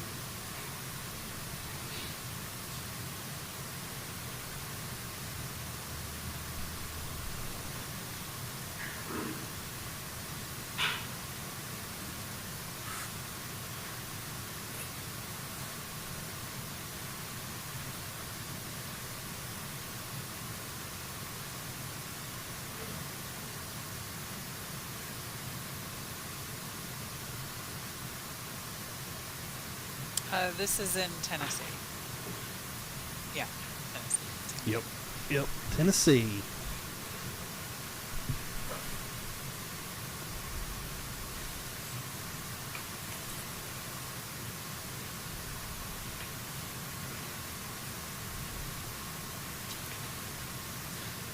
Right, Julie, that's what I'm not understanding. For preservation, you would think that they would have cut the heat. Like, I don't see how that Yeah, that even is makes more helping sense. anything. That's a Like, good it's point. not going to hurt you collecting any of the evidence. It's just making it hotter. That is a good point. Oh, that book is interesting. It looks like something that would open a portal to demons. It does. What tapes do they got there? She's trying to tell us. Oh, and then she moved it, trying to read it. Oh, I have Christmas decorations in a box like that. But Yeah. This family, I'm relating to them so hard right now. Like, yeah, like they're just totally so normal. Like, people.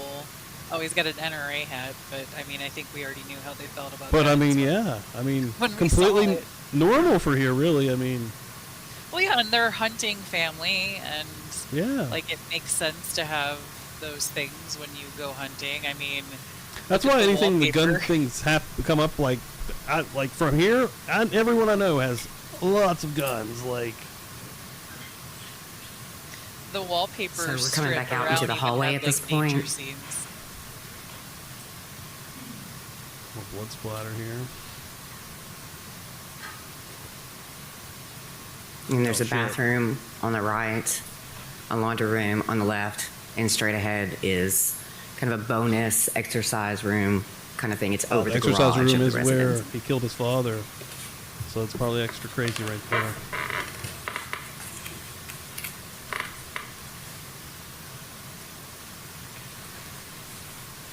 So this is the hall bathroom. Yeah, it's pretty hard, Pokemon. You work so damn hard, you take care of this kid, and this is how he repays you. Yeah.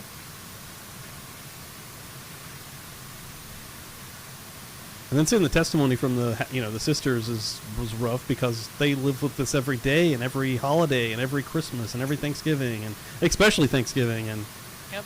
it's so shitty. Like, they've fucked their lives up forever too. Yeah, because not only did they lose the parents, but the person that did it is someone in their family, so it adds extra stuff. Yeah, that's because it's bad enough when it's a stranger, but to have it be somebody that you know and Dude. love and trusted. It's a pile of clothes Like, and how could it be- towel on the floor. Look at, there's blood everywhere. You could not get this clean. Like, he could not have done it any messier. Yeah. This is wild, man. Yeah, I didn't expect to see this much graphic detail, honestly.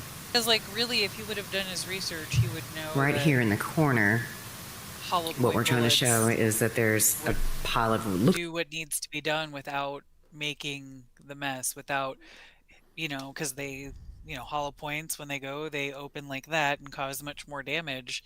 So, like, the fact that he just did it so Michael Myers, he's like, messy, I'm going to hack them to death and then cut them into pieces right here in the hallway. right, like, why? And did you think that they weren't gonna bleed or something? Dude. Like, Oh, there's literally blood. It's all throughout all the carpet. He would have to have gotten a carpet cleaner, and even with that, it wouldn't have come out. And it's white carpet.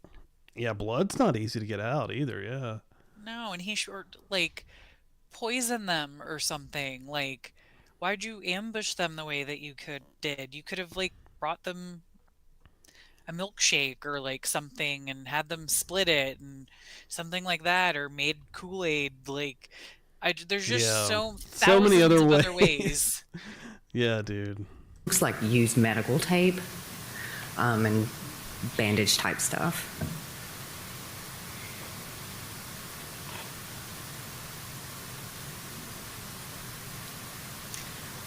Holly Berry has me thinking of the Stanley Steamer. Call Stanley Steamer.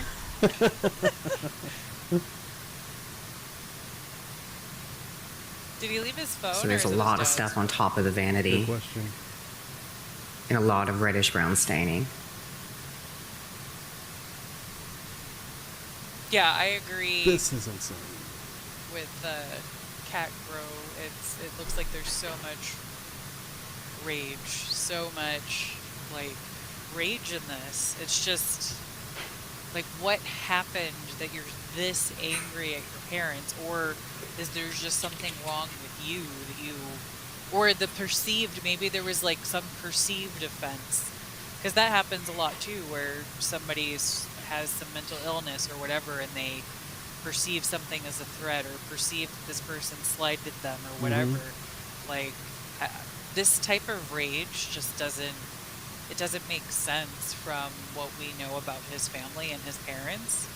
And like the benefit that he would have gotten had he got away with it, it just, I mean, maybe that seemed like a lot of money to him, but to me, it doesn't seem like worth somebody that doesn't know the that. value of money anyways. He's gonna blow that in 2 or 3 years tops, like Right. if that. Like, yeah, he would have fucked that all up, even if that would have somehow miracle would have happened. He could have gotten away with this, but he would have fucked that up. Then he's a homeless guy.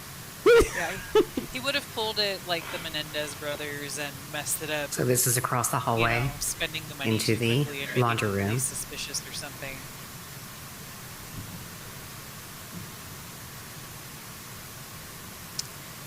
I hate washers like that. The front face ones. Yes, I hate loaders. it. I hate it. I much prefer the top loading. I don't know why. Well, I don't like that it opens that way, because I don't like once it starts, I can't open it or do anything, and like you have to be really careful about cleaning that part with the rubber, and if the rubber rips or comes out, it leaks. So yeah, I'm just sharing my personal preference with you guys for some reason. So now you know what kind of washer. So don't buy me that kind of washer if anybody's out there. I don't remember what happened to ours, but when we first moved into this house, we came with one of these, whoever had it before, so it was whatever. And we did use it for a while, but something happened and we had to end up getting another one, and we got the top normal one, Yeah, I just bought a washer and dryer for this place, and it's a top open one, and the agitator, you can turn it and push a button and it comes out. So if you want to wash like sheets or blankets and stuff. That's cool. Yes, I knew I was old when I was going around with You're like, washers and dryers. And I'm like, yeah, one with a removable agitator. This is the one I want. And then I'm like, I am way too excited about a freaking washer. Nah, dude, that's when you know we're getting old, honestly. Besides my body falling apart, but yes, like little things like that. You're like, oh man, that's a deal. That's a steal. Like, now where I live, I'm like, it's so quiet here, because like comparing And where this is back I used to live, the room above the garage. Looks like it's set up as they an knocked exercise over the room / possible weight guest machine room. thing that looks knocked over, right? Yeah, I think so. And that's where this would have happened. So his dad was working out, and he ambushes them. Just fucking insane. And then I got a David. Yeah, like they haven't upgraded anything the in a Bowflex while. is Look at the flipped TV. over. Look at the TV and the radio thing. They just have all that shit they've It's a pile of clothes just with not staining. upgraded in a long time. Yeah. And a couple of knives. So they're frugal. Yeah, they've been saving money. They haven't been doing all the upgrades with the flat screens and all the shit. And So yeah, they seem like the kind of family that they were buying good quality like furniture and equipment and stuff, and as long as it worked, they weren't going to buy a new one This is a because they were large saving amount the of money. reddish brown staining, and right back here, Yeah, at that's where knocked this over, that overturned weird shade. Bowflex is. Yep. Wait till we get back to it. Right here God, look at that was corner. a set of what appeared to be male human hands that were severed from. That's any what they're other part blocking? of- They were just the hands. Yeah, right. I've seen like 4 or 5 knives too. There's a bunch of There's knives. so many He went through a lot. Oh, did his dad smoke? I guess.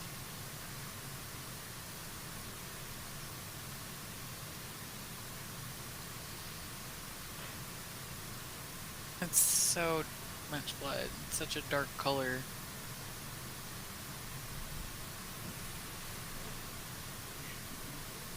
Yeah, and that Bowflex thing is not light. Like, so it would have taken a little bit. Well, if both of them knocked into it, So yeah. that more could reddish brown staining on the over. door of this closet in this room.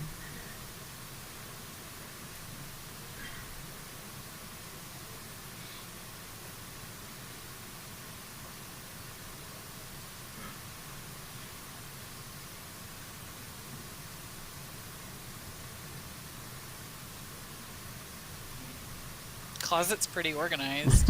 Yeah, it looks good. Looks nice. Yeah, like they're just, I think, simple people that buy good quality items, keep things neat, and yeah.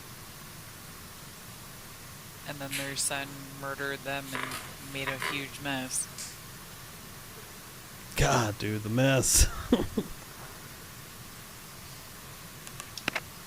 Yeah, I'm really interested to see what else comes out during the trial because, like, I need to know what the set-off point was other than the money. There has to be something else other than the money and them not taking care of you for this kind of brutality. Yeah, I think so too, man. Because it's just rage, like a fit of fucking rage. God. Jesus. It's crazy. And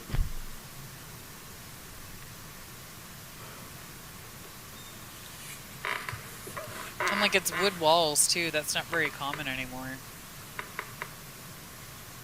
Oh yeah, zoom in. No, thank you. I'm glad it's blurred out. She But, get I mean, in there. You can kind of see it. We're making them out. Oh Lord.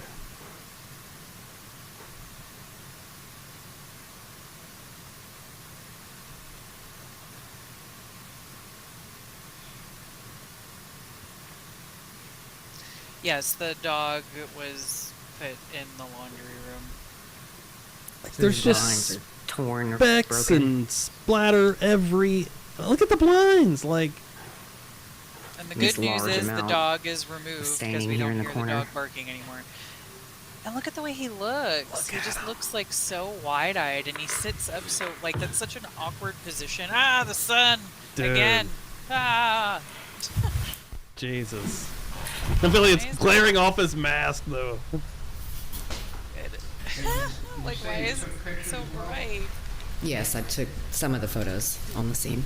Why do you take pictures as well as take a crime scene video? Holy shit. So initially what we're didn't showing know in the that. video is we just really want you all as the jury to be able to see like the relationship and space of what it's like when you're walking into there. So that's why we start with the video, and then usually when one person is shooting the video, the next people are coming in and doing the same thing, but just with photographs with no evidence markers in place.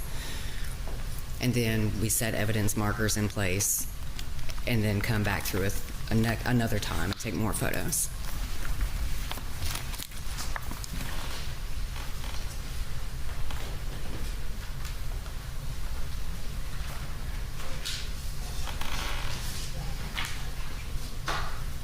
Matt Protron? Yeah, she's a tough chick to do that shit. You know, just for the record, I have not marked these numerically yet. Yeah. There's 320 collectively. So whatever number we're on, I'll come back and mark them. Let me hand you. And she did a really good job 320, right. with the video and documentation. Yeah, that was an excellent job. I couldn't even imagine. Yeah, she did a great job. That number range, right? Oh, it's 12 through 331. Okay. I'm gonna hand you what's gonna be marked exhibits. What? 13. I missed one. Yeah. 332. Yeah, that's right. 332. So exhibits 13 through 332. If you could kind of thumb through those and not individually, but tell us kind of what we're looking at. Here, even though we have COVID precautions, take this thing from my hand and touch it all over.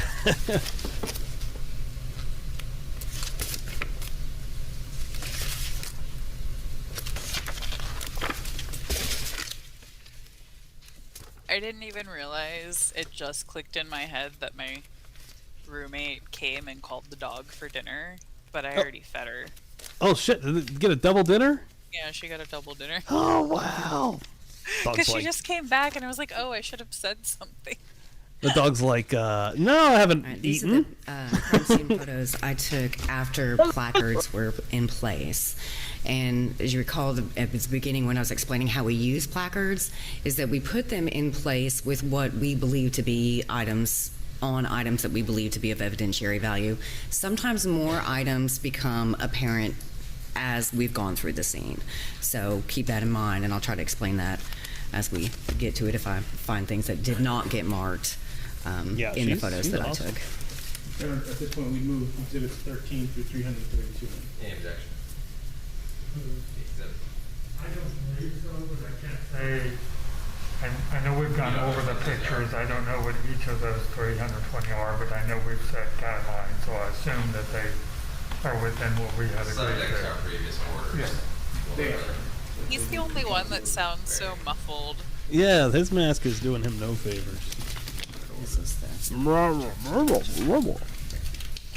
Yeah, I definitely don't miss that part of COVID at all because it was so hard to understand people sometimes. Oh, dude.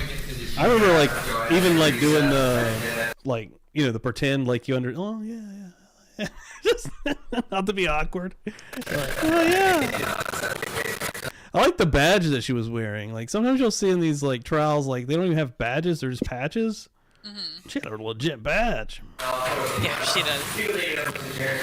Oh, my God. This fucking guy can't even drink water normally. It was so weird. Fucking freak. Does the state weigh the call, jury? Defense weigh the call? He Welcome doesn't back, seem folks. We're ready to human. resume. He doesn't. This is an Campbell's, alien. Direct testimony. Are you getting ready to see a whole lot of... That's how he got prepared to write. Right. He just stabbed. What did that fuck just happened? He's like the bug alien wearing a human suit. Like, this is so awkward. Watch him go to stab the paper before and then writing. he's like, woo, water. Does the state weigh the call, jury? Defense weigh the call? Welcome How do back, folks. humans We're ready to use resume pins? Officer Campbell's direct testimony. Like this. Are you getting ready to see a whole lot of pictures? As you recall, when I told you when we receive an item into evidence, it is something that you're going to have with you in the jury room during deliberation. So you're going to have all these photographs. You'll get a look at them in a lot more detail. Since there's a large number, I suspect we're getting ready to go through these really quickly. And you may be thinking, oh, I wish you could go back and see that. Well, you'll have a chance to go back and see that all you want to during deliberations because we're going to go through these pretty quickly.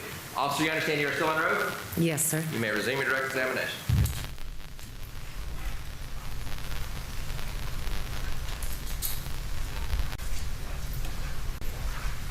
Okay, this is a picture of the exterior of the residence right here at the garage door. And you remember that placard, that piece of evidence that was blowing in the breeze in the beginning of the video? It's here in this corner by the front tire of that bicycle. It's marked as evidence marker A. Okay. Next photo.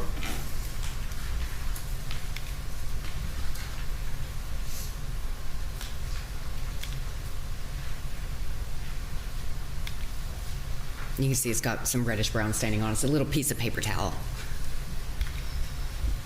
So this is going into the garage proper. It's a medical examiner and a death investigator.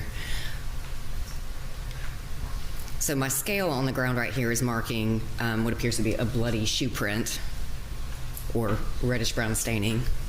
General, let's do a pause right there. Let's see the rest of else is here. I wanted to have a remark. My stylist has walked away and not this much. I have a lady on, I'm not sure how I cannot understand this dude. Oh, Okay. You won't observe any mark. No person will leave it. Yeah, you'll feel it. All right, you may. Next photo. so this is just a closer up picture of the same fragment. Again. Again. Again.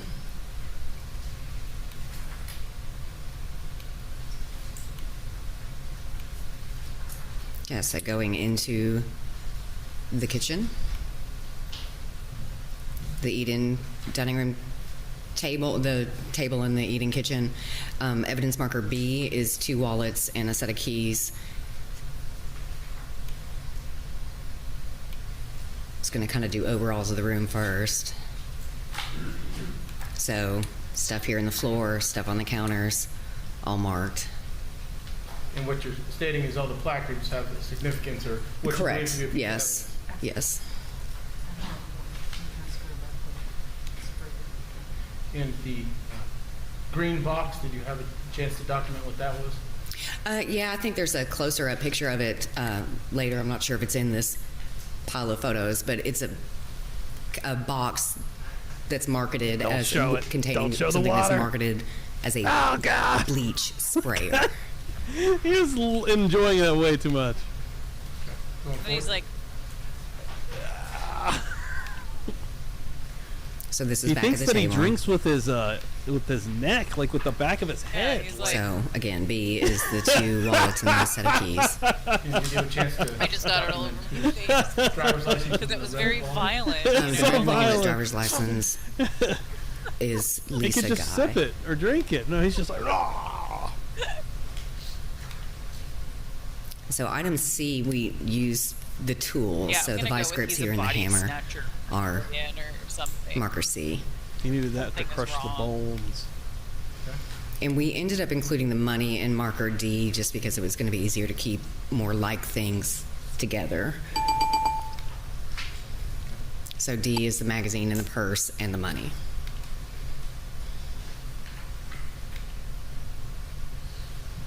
Well, my nose was dry anyway. So this is a bag of trash and that some blew up my nose. towels. And like I don't remember exactly how we broke it up. I'm not sure if you guys are going to get a list of the evidence, but bleach sprayer, bag of trash, towels, Yes, some definitely a weird rolls vampire. of trash bags, So weird. 3 containers of bleach, a bottle of muriatic acid, and a unopened thing of baking soda. Muriatic acid. Yeah, he wanted to There's also a melt lighter there. Where do you buy that? Is that pool supply stuff? I think. That makes Sounds like- sense. I Moving think- on into yeah, the kitchen. Like, So this is actually, I the- think moving I on think into in the my kitchen. notes it's Lowe's. I think he G bought it at Lowe's. is a cell phone. If I remember right.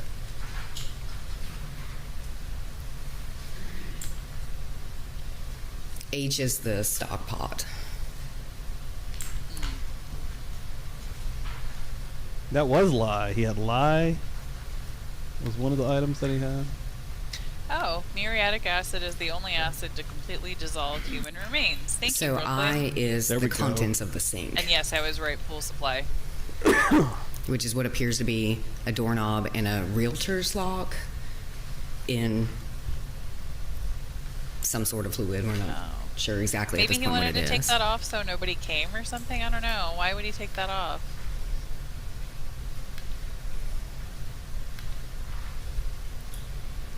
So this is the other side of the sink, and item J and K. And what does evidence placard J? I believe J is there's a set of gloves there, like disposable blue medical type gloves. And evidence placard K? I believe K is that empty pill bottle. Let me verify. Bear with me. It is that empty prescription bottle. Okay.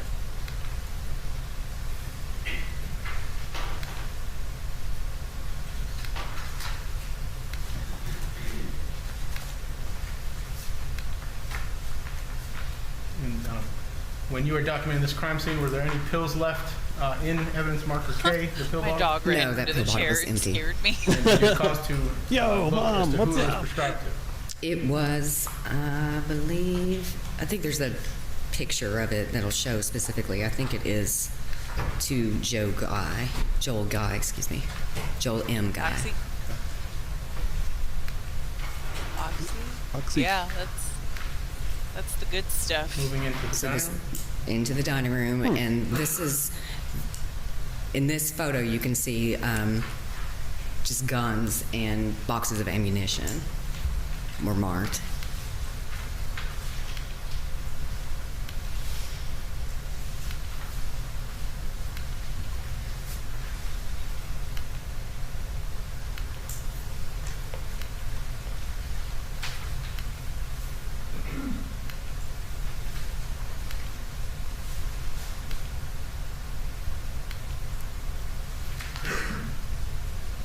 Yeah, and then he just removes So the I know handle W completely, there that's marked as so W is just part of a push the door doorknob open, you and know? some like the interior workings of the doorknob and a screwdriver.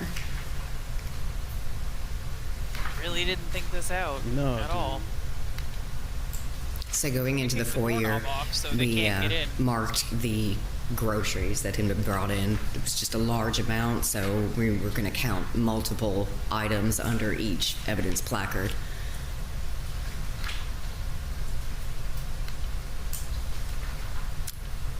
So there's some bacon and some sausage and some lunch meat, and all of these things were warm. They were no longer cold.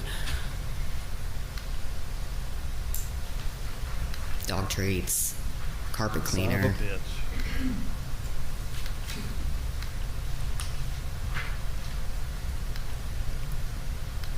What is that? Jovel something?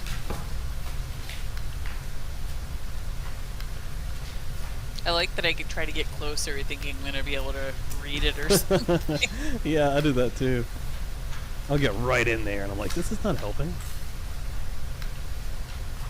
So this was some ice cream. It's some Ben & Jerry's and then some Mayfield Brown Cows, and they were completely melted. Like, they weren't cold at all anymore.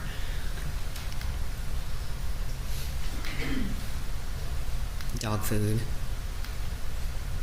So this is back towards at the top of the stairs. So the upstairs evidence placards have an arrow pointing up to show that is representing it's the upstairs of the house. So we've started over with the alphabet, but now there's a arrow indicating that it's the upstairs. In this group of placards, A, B, C, D, and E, Yes. what is that? This Yeah, I is was wondering all what the they would do if they ran stuff out. that was kind of at the top of the stairs in the kind of foyer area.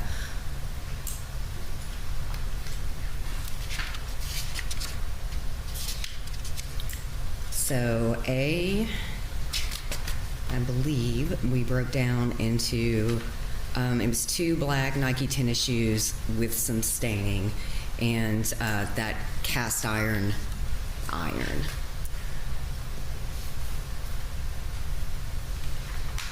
We also considered item A to be that pile of clothing there that all had been cut.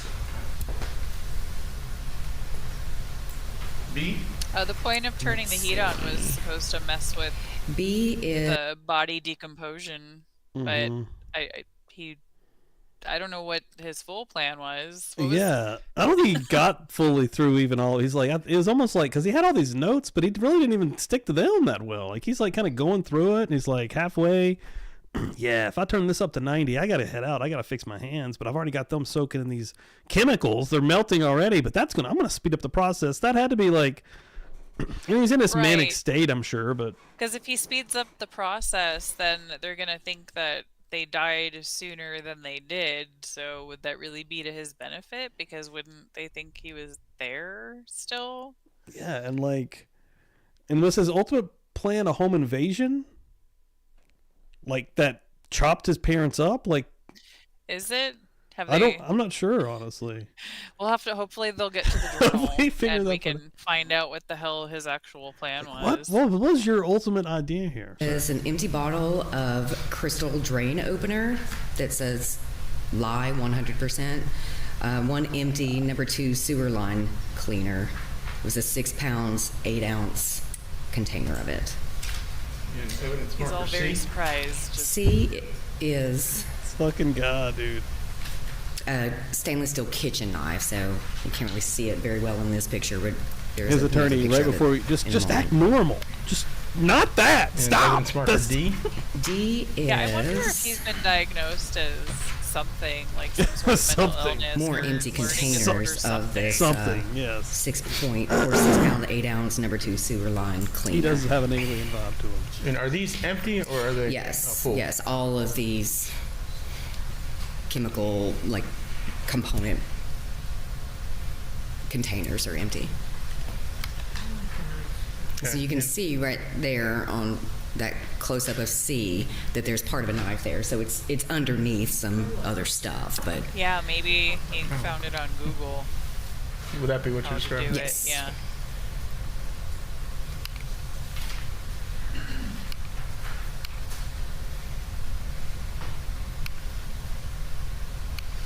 sewer line from there. Graves' Okay, evidence disease, marker E. maybe. His eyes are bugging. Is Some the people's eyes are just like scissors. that, though, too. So, I don't know. Maybe. It's kind of, yeah. Who knows? Maybe we'll find out. But yeah, even the way that he looks at stuff is awkward. Like, the way that he's sitting isn't normal either. It's like Okay, this. moving into Yeah. master bedroom. Yes, This whole in the vibe is master all- bedroom. This is a large amount of items kind of in the floor piled up there, so we divided them the best we could. So there's multiple items under each Yeah, letter, he's a body every snatcher. number placard. Evidence marker The F. bug alien from MIB, 1000%. Maybe that's sugar water that he's. F, I believe, is it says 2 trash bags, 2 black trash bags. Yes, And I feel evidence bad for marker the G? jury too, because it's not G blurred out we for have them. as 1 empty. I don't think I popped it up when it happened. And I forget who said it, and I apologize. But somebody said Dexter gave free lessons. At least to a degree here, Yeah. sir. You've just sporadically all over this house have piles of evidence. Different types of evidence. Like, Well, it's yeah, crazy. clearly he wasn't paying attention fully. No, Like- no. Like, it's like he was watching, CSI or one of these crime shows on television. He's like, all right, I got this. Like, Yeah, that's just think he as ever good as finished one, though. watching, like, Dr. House and thinking you can do surgery. you know what? I think this guy was probably watching, like, Naked Gun or, like, Leslie Nielsen movies. And, like, it was like, yo, yes, this is way easier than it looks. Putting himself in that character. Yeah, he Googled Dahmer once and thought, yeah. I've got this. If he can get away with that many, my lord, too. My parent, done. Clorox Yeah, glove that's his logic. packaging Crazy. and 1 gray bag. So that gray bag right there. And evidence marker H. H is this Walmart bag right there containing, I believe it's Walmart bag, containing starter gray workout pants, gray long sleeve t-shirt, and 2 pairs of gray socks. Okay, evidence marker I. I is a 3M dust mask and Irwin vice grip tag, and it's also 1 unopened gallon jug of Liquid Fire is the brand of drain line opener. Okay. And evidence 2020, marker those masks are hard to J. get. J has a lot of stuff in it. It's got it's Flex-On hose packaging, HDX extension cord, Sharpie markers, safety goggles, a Defiant heavy-duty timer, Delta shower head, Irwin vice grip, a Home Depot bag with HDX extension cord, a piece of plastic packaging.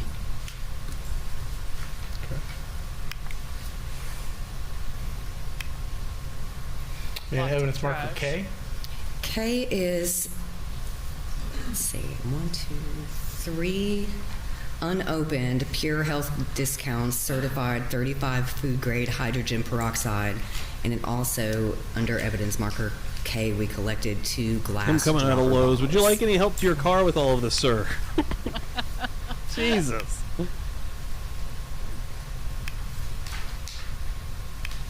Yeah, like, was his thumb cut down to the bone? Like, it looked deep. It was, like, right here, but, like, it didn't look like it was Not hanging that off. Yeah, deep. yeah. Like, it wasn't hanging off. Like, Yeah. yeah, I'm sure it sucked and it hurt, but, like, clearly you need to finish this before Exactly, you do anything yeah. else.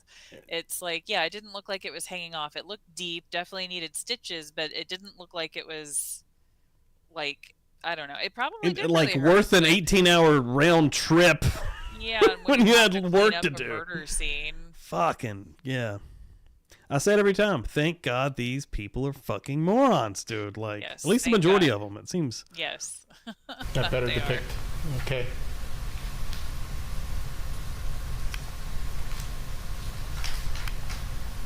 Evidence marker L. L is it's a large roll of clear plastic, and it's packaging as well that it came in. You're probably like, fuck, forgot to put this down. Is that plastic that you describe, is that consistent with what's in the master bathroom? I can say that it appears to be cut. It doesn't appear to have come from the manufacturer with the jagged edge. And the bathroom floor is also lined with a piece of plastic that appears to be cut. Evidence marker M. M is a Nova mountable heater, a Baco work light, a glass blender pitcher. Oh, ew. Was he using Evidence the marker blender? N. What was he doing with the light? I bet he was using the blender. He was putting human flesh down the garbage disposal. And I think that's why the toilet was clogged, was because he was flushing stuff. I wouldn't even, like, you can't even put, like, chicken bones down.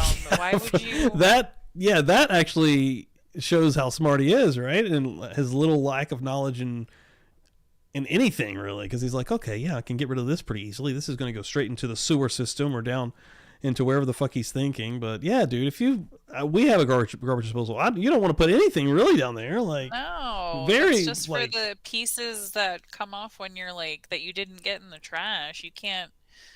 No, because Yeah. I've heard of people putting other stuff in there, but it's like it's not really a garbage disposal. It shouldn't be called garbage disposal. Yeah, it really shouldn't actually. Thing that helps cut up the crap that fell into your sink disposal. Like Yeah, that's really it. It's not super strong. Your blender would be more powerful than that. But I mean, That's probably what unless happened here. Unless it's a Vitamix, I don't really see it doing that either. Like, yeah, this guy's such a fucking dumbass. Idiot. Is So 7 what is the high. light for? Is he using that? Like, look, he's got 2 of those Yeah. lights. Yeah, I don't know what the fucking lights are And for. sledgehammers. What the fuck was this? What the Okay, yeah. fuck? Brand It's like Beanie he's got 4 Babies and murders 1 planned. Clifford stuffed dog. Yeah. Evidence marker Use this. O. I'll probably need that. Throw it in the cart. O is 1 Eastwig 3-pound hammer, a flashlight, a Home Depot bag, a Baco work light, clear packaging, and 2 glass dropper bottles. He packed for this. Evidence Like I marker pack P? for when I go out of town.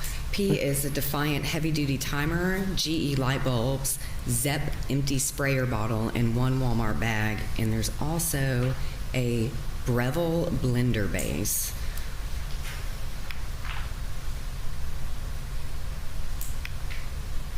Evidence marker Q. Q Oh, is no, a 2 shot post-it glass notes fell in your with garbage handwriting on them. disposal? Jesus, that's not That good, sounds Mandy. insane. Yeah, I'll never stick my hand in there to grab anything, even if I unplug it and it's off. I have. I'm too scared. I'm too. If scared. I drop like silverware in there, I'll pull it out. Evidence marker R. Which it's obviously not R going all is that the deep. I'm not touching the plastic blades, sheeting but that's in the I've floor went of in the before. master bath. Okay. I would still think it would cut off my hand if I unplugged it. Evidence marker and S. it was off. Every horror S movie I've ever is seen a would start sprayer running through my handle, head. a that bristled brush head, this thing is actually torn alive, hose and this is its packaging, moment! 1 plastic washer, and 3 pieces of white packaging straps. And it's also 1 green hose.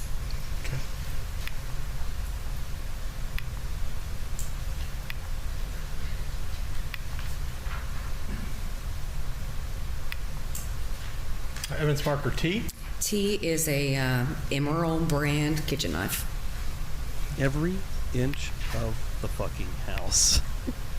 I Is never that would have better thought to depicted in this connect a picture? hose Yes. to the shower. Evidence marker U. That's the one U smart thing he is did. those gloves. They're like the kitchen dishwashing gloves, the kind of thick ones. I didn't know that you could do that. Yeah, that's pretty smart.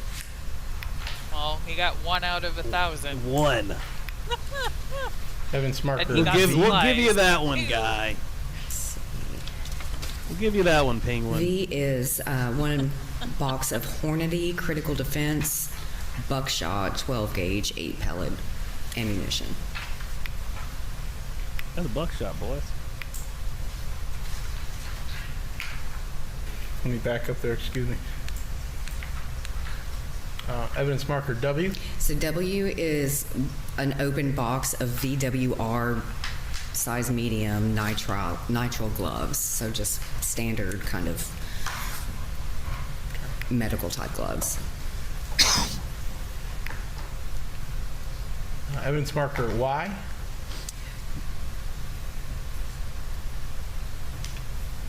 Doggo! Yeah, I see him. trying to- I think I Y see 'em. is that laptop computer. Sorry, Meech. Here, Meechy. Come on, come here. So close. Wanna Yeah, ask you there about he Marker? is. There she Looks like a is. small There she B and a is. big B. Yeah, so Company what bus. happened is we ran out of the alphabet, so we had to start over. Sorry, So Gucci, I hit we've you with the chair. doubled the letters. So A, B, B, C, C, kind of moving forward. So B, I believe, is the. I think we just took the sheets and everything. We took the flat sheet, the pillowcase, the fitted sheet. There's a towel on the bed that has some staining on it. We took that. And then the comforter. So it's all the bedding. Okay. Evidence marker double C. Double C are the prescription bottles there on the shelf right below. And there's 4 of them some are for Joel M. Guy, and one of them is for Lisa Guy. Evidence marker double A. Double A is an unopened package of Clorox brand gloves and 2 plastic Walmart bag. It's at least a Walmart bag with a Baco work light in it as well. Okay. So many Now work returning lights. to X. X is an open container of the Pure Health Discount certified 35 food grade hydrogen peroxide.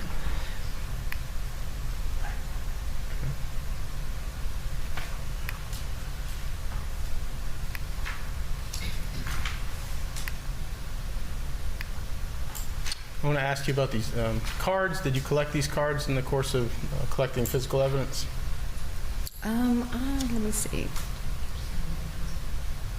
Yes, we did. And who are those cards? They are, the name on the cards is Joel M. Guy.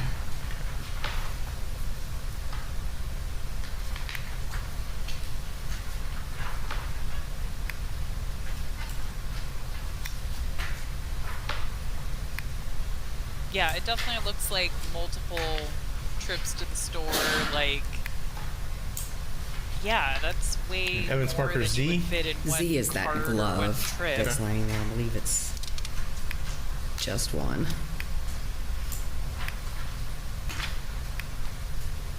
And he planned so much, but like he literally planned all these different things. Like you don't buy a bunch of bullets and have all these guns if you're gonna stab them, and then you have 70,000 knives, and then like Yeah, dude. They're just, that's those odd as hell. They're everywhere, next to each other, in the sink, like. and the way that he did a surprise attack. Like, And what is why this? do it that way? what is when this they trust prescription you when you for? have access to This them. one is for tramadol. Oh, dude, it's so fucked up. What does tramadol do? You know right off? Yeah, tramadol is like a muscle relaxer, painkiller. And the address on the And then bottles? these are antibiotics. All of them have the address of Golden View Lane. Okay.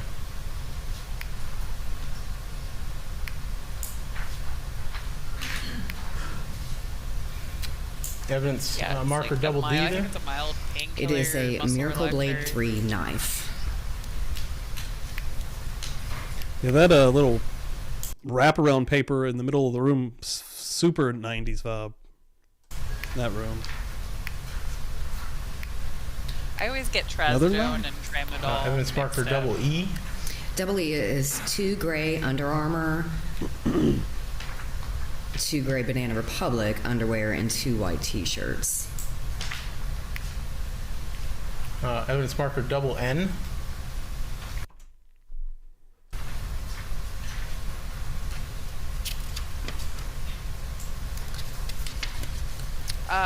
Julie, there was some. Double N is Oxy the shower with curtain. We ended up acetaminophen taking it because I had some downstairs, so staining on it. Percocets. Yeah, so tramadol is the one that I was thinking of. It is a narcotic, but it's just Double not- I. People have been known to take their Double animals to the I vet is a set of and keys. It has try to 7 get keys tramadol and a 'cause they can Kia take it. car fob and a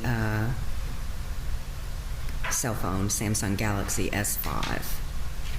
Double J. Everything is so pink in this Double house. J is one bottle of hydrogen peroxide. It's Yeah, I a hate 16 that ounce color. bottle. Double K. It's like dusty Double rose K or is one something. blue round brush, several pieces of toilet paper with staining, and Renew saline contact case, medical tape packaging, Aveeno lotion, 2 Ziploc bags, multiple blue disposable gloves, Charmin wet wipes, and multiple pieces of medical tape. Double F.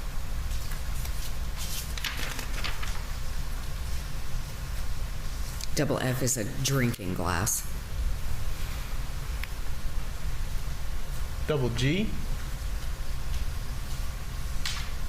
Double G is one plastic Walmart bag with red skin potato salad and some Bactrin zinc ointment, 1 sock containing 1 receipt, 1 $5 bill, 1 $1 bill, 3 quarters, 4 pennies, 1 cardboard center first aid tape, a first aid tape, and a round piece of paper. Double H. Double H is 1 knife marked USMC and 6 spacers. And when you say spacers, are those components of that knife? Yes.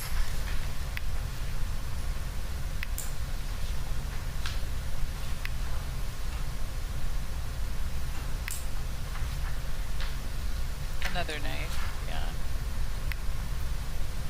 yeah. Should have started counting, because like I feel like we've literally seen at least 10.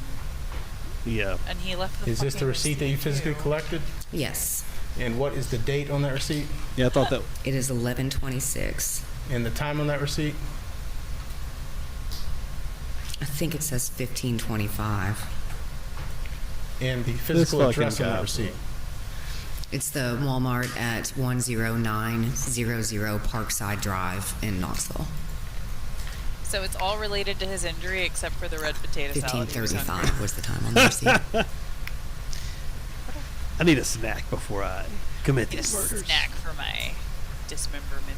And for those of us not familiar with military time, Terrible person. 15:35 would translate to what? 3:35 in the afternoon. Damn, they've already been there an hour now by the time she starts taking the photos. Over an hour. At least the forensics. The cops have been there for 4 hours or so. 4 or 5 hours. Double L is in the back.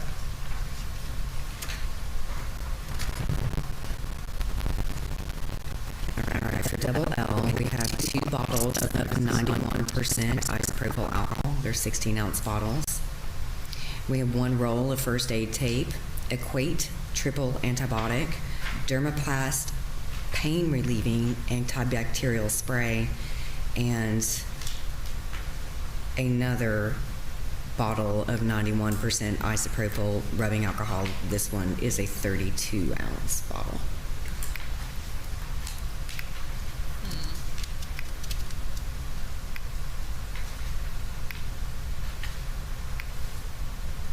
Double M. Oh, it's a mirror. Double M is that first aid tape there in the corner.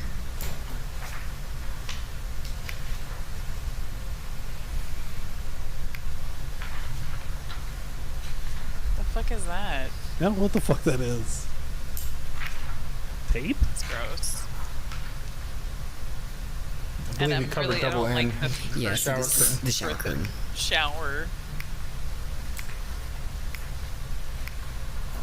Double Those are O? Weird. Double O is the trash can, Very old fashioned. the entire bag. We took the entire bag because we wanted the contents as well.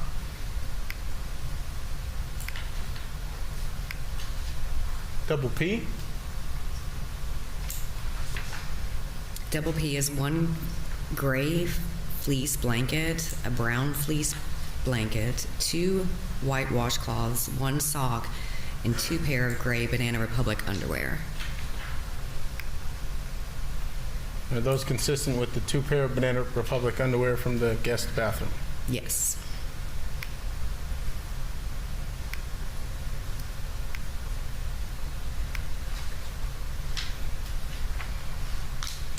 Say double T. This was a long day in court. Double T is 1 Vitronics kitchen knife. Double S? Double S is They one stainless split steel after kitchen it's knife. run out. They say double R? Double R That is makes one. sense. Yeah, SS, I actually thought yeah. about that. Even I was like, they're going to run out of the alphabet here. That makes sense. Camouflage UT hat.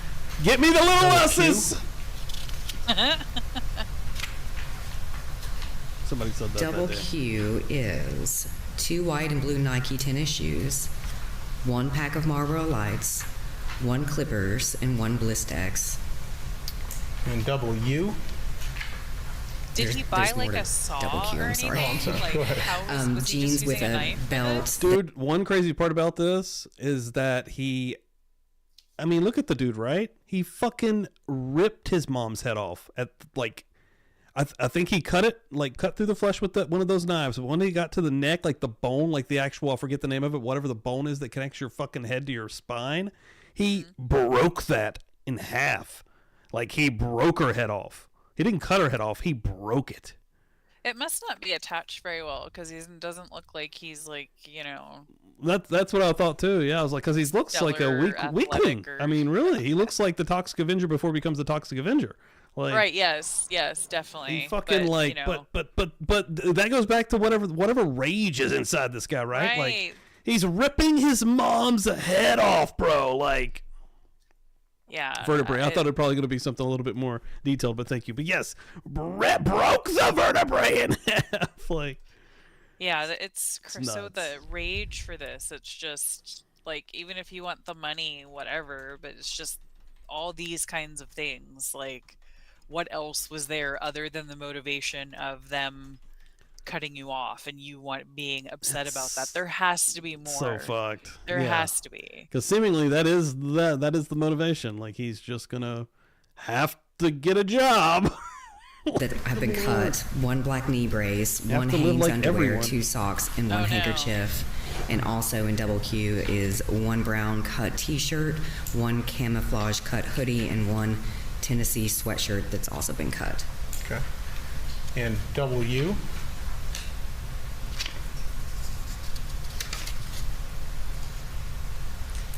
How do you say?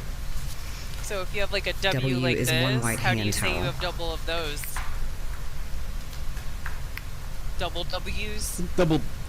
Can I get a double dub? A double dub.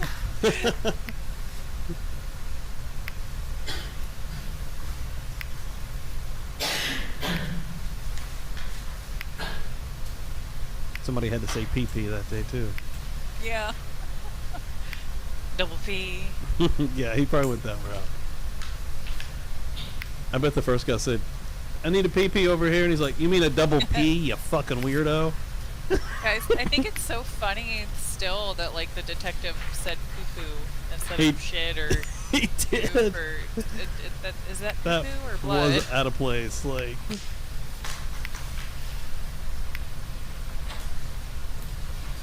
Like double V?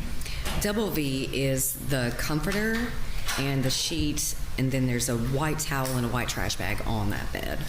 So all of those things we collected as well. And did you notice any defects on the comforter?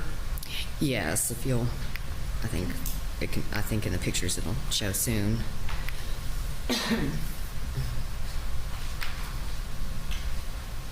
So there's this tear Oh, it's ripped.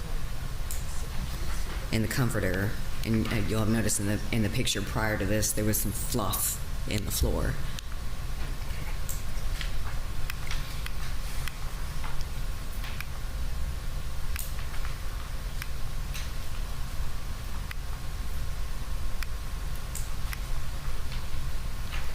So this is back downstairs, and I know that because this evidence marker E does not have the arrow. So this is the bag of trash that was in the kitchen floor. You remember that big pile of stuff that was down there as soon as you kind of walked in, right there in the eat-in kitchen part of the kitchen. Under those towels was this bag of trash. So this is the contents of that bag of trash. And within the bag, are those latex gloves? They are. Are those consistent with the gloves that are upstairs? Yeah, they appear to be the same kind.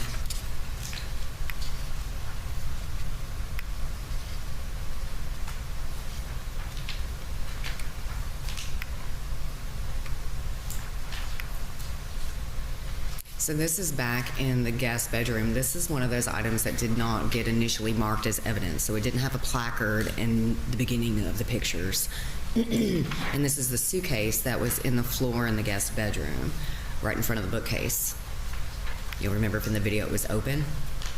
So this is that suitcase. What are we looking at? This is a Post-it note that was in one of the zippered compartments of the suitcase.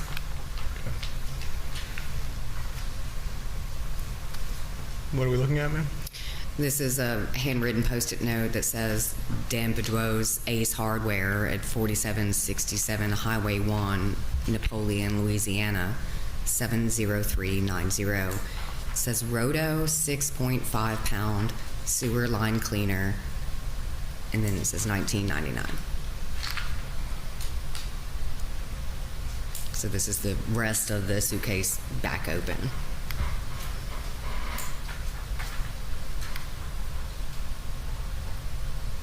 The juror just stands up. Do we need to see any more? Can we just In the throw this underwear one depicted away? in this picture, are those considered? Pull the trash yes, can another out. set of the Jesus. Banana Republic underwear. And just to clarify, the underwear that are located in the guest bathroom as well as in the laundry room. Correct.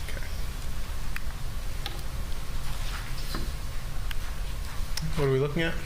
This is a knife sheath, and the sheath itself is stamped with USMC.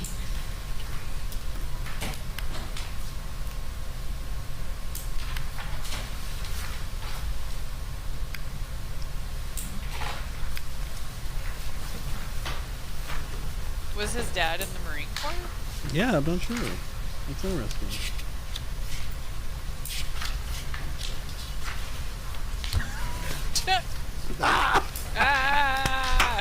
Oh, fuck Good. this guy. Blind. Fuck this guy.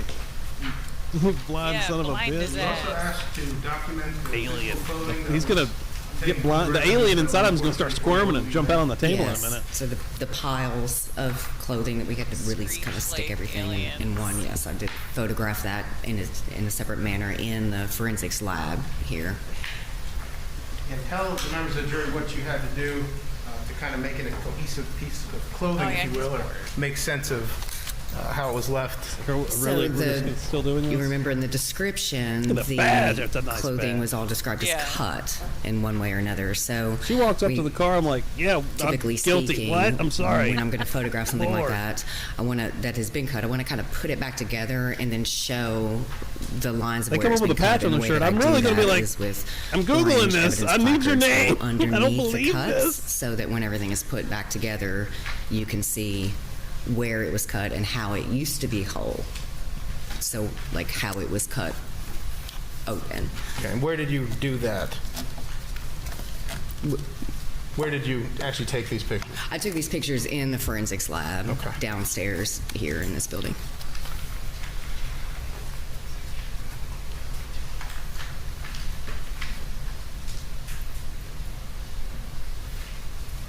I may approach now. This is going to be 15 additional exhibits, I believe you left off from 333, 347. I'm going to approach with what's going to be marked as exhibits 333 to 347. Yes, sir. And if you could go through those and tell us what they are. So these are pictures of, I can't remember what the evidence marker number was, but it's the pictures of the pile of women's clothes at the top of the stairs and the pile of men's clothes that were in the kind of bonus workout room above the garage. Are those a fair and accurate copy of what you provided Yes. to us? Yeah, we've moved these in as states exhibits 333 through 347. The exhibits 333 through 347. You may publish.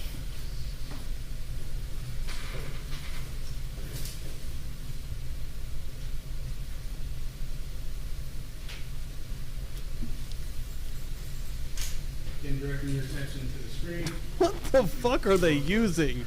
What TV sets? So this is a pair of women's jeans, and they're cut from the top all the way to the bottom on the back aspect of the looks so jeans. weird. Oh. So That's this a is the weird front way to aspect of the cut her, jeans. too. There's some Right. staining, but no cuts. So this is a woman's bra that has been cut and also has some staining. This is a pair of women's underwear that also from Look where the he back cut. aspect. Such a Look strange where cut. he cut. cut. What the He fuck? has some This is serious a rage woman's towards tank his top mother, that and he cut has been also her cut vagina, and has like literally multiple right across, dude. cuts all within the back aspect. This is just kind of a closer up picture of the different kinds of cuts. Are the holes Yeah, and look stabbed? at all the little holes. This look is at all another the little part of holes, it too. showing it Jesus. kind of open. That's how I know it's the back, because this is the inside. So this is a woman's sweater. Would this be the front or the back? I believe this one is the front, and it has all the staining. The sleeves are inside out, though, so it is sitting there weirdly, but it's mostly inside out. Again, direct your attention to is this a defect similar in nature to the previous photos? Yes, that's more just kind of cut marks in the sweater. Next photo. So this is the rear aspect of the sweater, and what I'm trying to do here is kind of piece it together the best that I can to show What that it he is doing? not only He's been just going cut, crazy. Like, Right, like he went absolutely but then also has like insane. holes in it as well. And just like where he So cut this is a her, pair of too. men's jeans, And the fact he and snapped her I'm head not off. sure if you can see, yeah, dude. like right in here and right in here, and also right in here are places where there's cuts on them. Yeah, I agree with Julie. I'm There had to sorry. have been some signs prior If you click on that arrow, the green of arrow at something. the top right. See what I'm talking about? Oh no, I'm sorry. Oh, that one. Click Oh. on that, it brings your menu up, There's Oh, and so then and the then you many can change where you're stab going to mark it. wounds on It'll Okay, clear, excellent. it'll clear. Okay, thank you. Yeah, I think I have the number in my notes here. So there's more of the kind of cut. This is the back But aspect like of he those cut jeans. his mom's like butt right in the middle and down, cut straight So this is a man's across, and, T-shirt like, her private parts, that has cut right cuts down along the the middle. front aspect. This is cut from Snapped top her to head bottom, or bottom to top. I'm not sure of the order, but Yeah, I don't have Lots the of number. stab wounds. Dad does not have. circle the. Okay, so the dad was stabbed. more Okay, here we than go. the So mom. what I'm talking I about do is have through it. More here violent. being. That the father was stabbed 42 times and she was stabbed 31 times. Yeah, it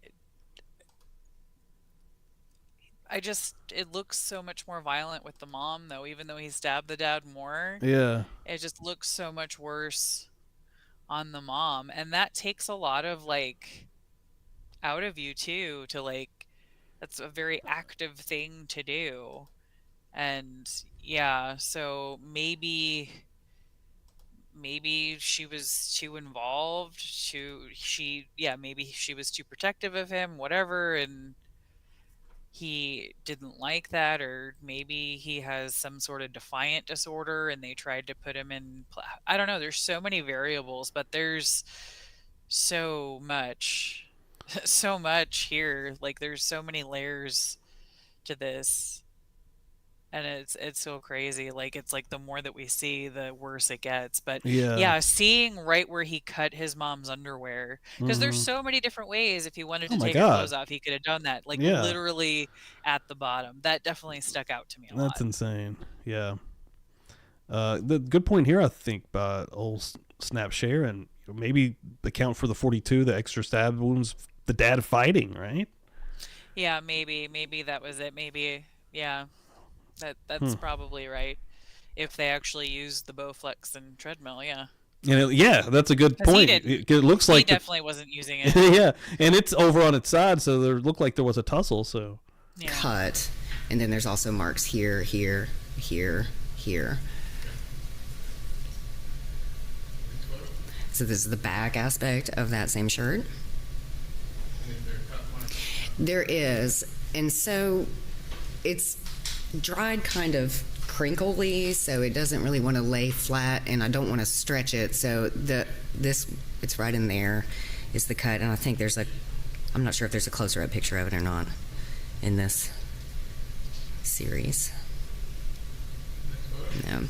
So this is a man's camouflage sweatshirt or like kind of jacket, and then underneath it, still attached, is a University of Tennessee sweatshirt, and they both have cuts in them, and they're both, the sweatshirt is cut, the jacket I believe had a zipper front closure, but I've used different colors on this to show, because I didn't want to take them apart, because I wanted to show that they were still together. So on this one, what you're seeing in this picture is going to be the green of the jacket cuts. So right here, and right here, I think are the main ones that are visible on this aspect. And this is the back aspect of the whole sweatshirt and jacket together.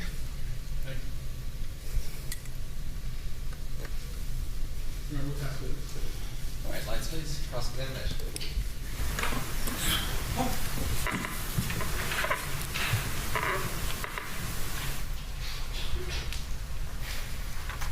Good afternoon. Good afternoon. So you explained at the beginning Bye. a little Thanks bit for of being here. collecting I've got physical nothing. evidence. And it seemed like a lot of effort goes into not contaminating the evidence, correct? Yes. So tell us again, you use gloves, right? Yes. And what else do you do? There's a lot of glove changing in Okay. between different items of evidence. Okay. So we often will wear like a base layer, because once your hands get sweaty, you can't put another pair on. So we wear a base layer and then exchange the exterior gloves Okay. very often. And then you, as we see, you do a crime scene video of it, and God, her then hands must be so photograph sweaty all without the the time. placards, correct? Yeah. Correct. And then photograph with the placards. Correct. Okay. So once the evidence is collected, you said you bag it in the plastic bags, and that keeps it less contaminated? No, we bag it in paper, Yeah, because that- plastic. I meant paper, I said plastic. That's okay. Yes, it is. And that way, if the plastic corrodes or whatever, it doesn't affect the... Right. So often with plastic, mold will grow because air can't get in there to allow wet material to dry. And then when it gets back to the lab to be tested, or what happens when it gets back to the lab? So when it comes back to the lab, it's entered into our system, our evidence system, and it is sealed and dated and sealed in the paper bags. Is it further examined at the before It depends that? on the item of evidence. Sometimes it is like further documented right then. Sometimes it's further documented later as the need arises. Okay. Now, we've been given access to something called the PMI evidence tracker. Is that what you mean? It gets logged in? Yes. And so,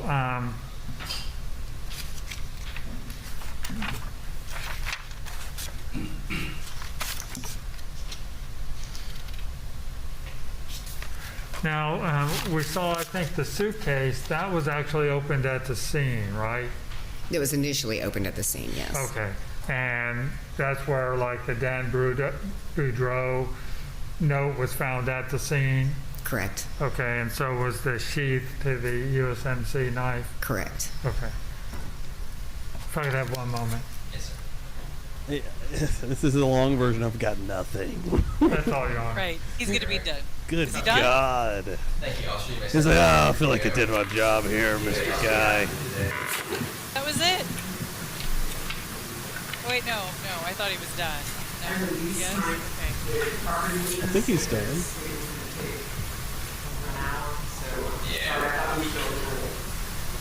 He's only there so they can acknowledge that he had access to an attorney. Yep. All right, folks, we have gotten a lot of work done today. Thank you so much for your attention to this matter. I want to go ahead and send you home for the day with the same instruction you've heard a dozen times already, and that is please do not discuss this case with anyone. There has been media coverage, and so I'm going to encourage you once again to avoid a little bit of media any, coverage. Coverage of this case, either through print, radio, or television, or internet, including social media. So it might be good for you to take a week off from social media. It might be good for your mental health. So thank you so much, folks, for being here today. We will start right again tomorrow at 9 o'clock. That's so a just good, check in a few that's minutes actually a before good tip. 9. We'll take you back here and keep you socially distanced. Please go with the officers. Have a All right. Wow. Well, that was a lot, Jessica. Yeah, that was intense. For your first appearance here on Publicly Buzzed. So much worse Wow. than what I anticipated, but like it just kept getting worse and worse and worse, and like what he did just it makes less sense. So I have so many more questions. I have so many questions, and I want to see what else comes out in this case, because like I need to hear, like I'm gonna have to go back and watch because I don't remember what his sister said. Like I need more answers. Like I have to know more, because it's just it just doesn't make sense, because his motive, and even if he snapped because he didn't want to work, it's just how crazy he went, and the rage, and what he did to his mom specifically, so much worse than his dad, you know. Yeah, there's some deep shit there. Before we do go, Jessica, though, I want to, first of all, let you do it. You can plug your stuff, and I'll post it here in the chats. Oh, awesome. Okay, so after Murder Church on Sundays, I stream on Kick, and I stream Love After Lockup. And Monday and Fridays, I am streaming on YouTube.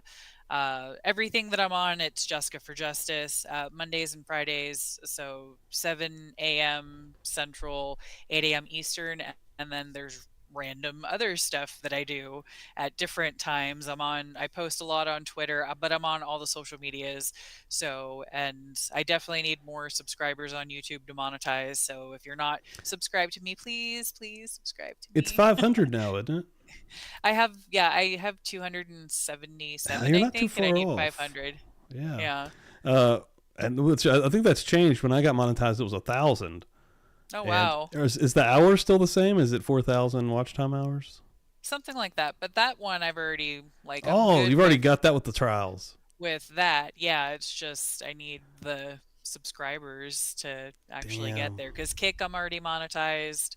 I already got there. I like Kick's very achievable level of getting, you know what I mean? Like they're inviting people to come in, and even YouTube changing it from 1,000 to 500 is cool, but that's still a lot. But yeah, man, you're on your way though. You probably won't be that long to hit the big 500. I hope so, and I appreciate everybody's support so much, and like you've been great, and Jay, and I've just gotten so much support in general in the community, and it's very much appreciated. Hell yeah. Yeah, man. Yeah, I'll definitely have you back on here for sure, man. Yeah, I think you'd be cool on a Feral Friday watching something or hanging out doing something. Yeah, I'm down to hang out. And maybe Tales from the Hood. Yeah, that one's a good one. Oh yeah, I'd love that. Yeah, let's do that one. I fucking love that one. That's a classic. I was into all that shit. I thought I was a little thug at 14, so I could That'll be a pull good out one. the old photos of me with my bandana and my Nautica shirt and thinking I was thugging, and yeah. That'll be awesome. Hell yeah. That's a classic movie though. That's just a good one. And that's my favorite style of horror movie is the stories, like the anthology style of horror. Yeah, no, I like those, and I really like my favorite genre of horror is like anything that has to do with exorcism, demons, the Catholic Church. Did you see the trailer for that new one coming out on Shudder next month? The Omen, Late Night with the Devil. Oh yeah, that one. Holy fuck, that one looks amazing. Yeah, and I have Shudder too. Dude, I like Shudder. Yeah, I'm a big Joe Bob Briggs fan. I love like horror movies, especially. I don't know if it's because I am Catholic or like I believe that is an intense genre. Like I believe. I mean, there has to be stuff. What it is, I don't know. Yeah. Like, I don't know if ghosts are just like actual ghosts or like an imprint of energy of what was dispersed there, whatever. But there's something. There's too many reports and whatever. And I mean, being raised in the Catholic Church, you're taught to believe in the manifestation of evil, because if you believe in good, there's also evil. And so I don't know if I find that so much more believable than like Jason or Freddy or anything like that. But I like those. Right. And like the VHS series, those I love. Yeah, those are good. I don't remember what number I watched last, but yeah, those were always really good. I like the way they were done, and which I like low budget stuff. So that one was VHS perfect. 85 was the last one. They're coming out with another one this year. Nice. I don't know if I've seen the 85 one. That would probably be even cooler because I love the nostalgia stuff that's made now that's set in the 80s. So yeah, me shit, too. Yeah, I need of to course. That peep also that. shows our age, because I know the stuff that we were popular as a kid is coming back now. I know. It's weird. Mullets are fully back, like hairstyles, like the clothes, everything. It's freaking weird. Yeah, it's tripping me out for sure. Some of it is so ugly too, and I was like, it's ugly back then. It's still ugly. Yeah, it's weird. All right, shit, man. Next time you will see us will be Thursday night, 9 p.m. Eastern time. I'll have Dan on here with me, and then of course Feral Friday, and then I should have this back in order hopefully for Sunday morning 9 a.m. for the next Murder Church week 3. And yeah, Jessica, man, thank you so much for coming on. This was fun as shit. Yes, it was super fun. Thanks so much for having me. Awesome, guys. Everyone have a great night. We had a late night one tonight. We maybe do some more random Murder Churches at night. This one was cool. All right, guys. Later. Have a great night. Bye. Beep. Disperse!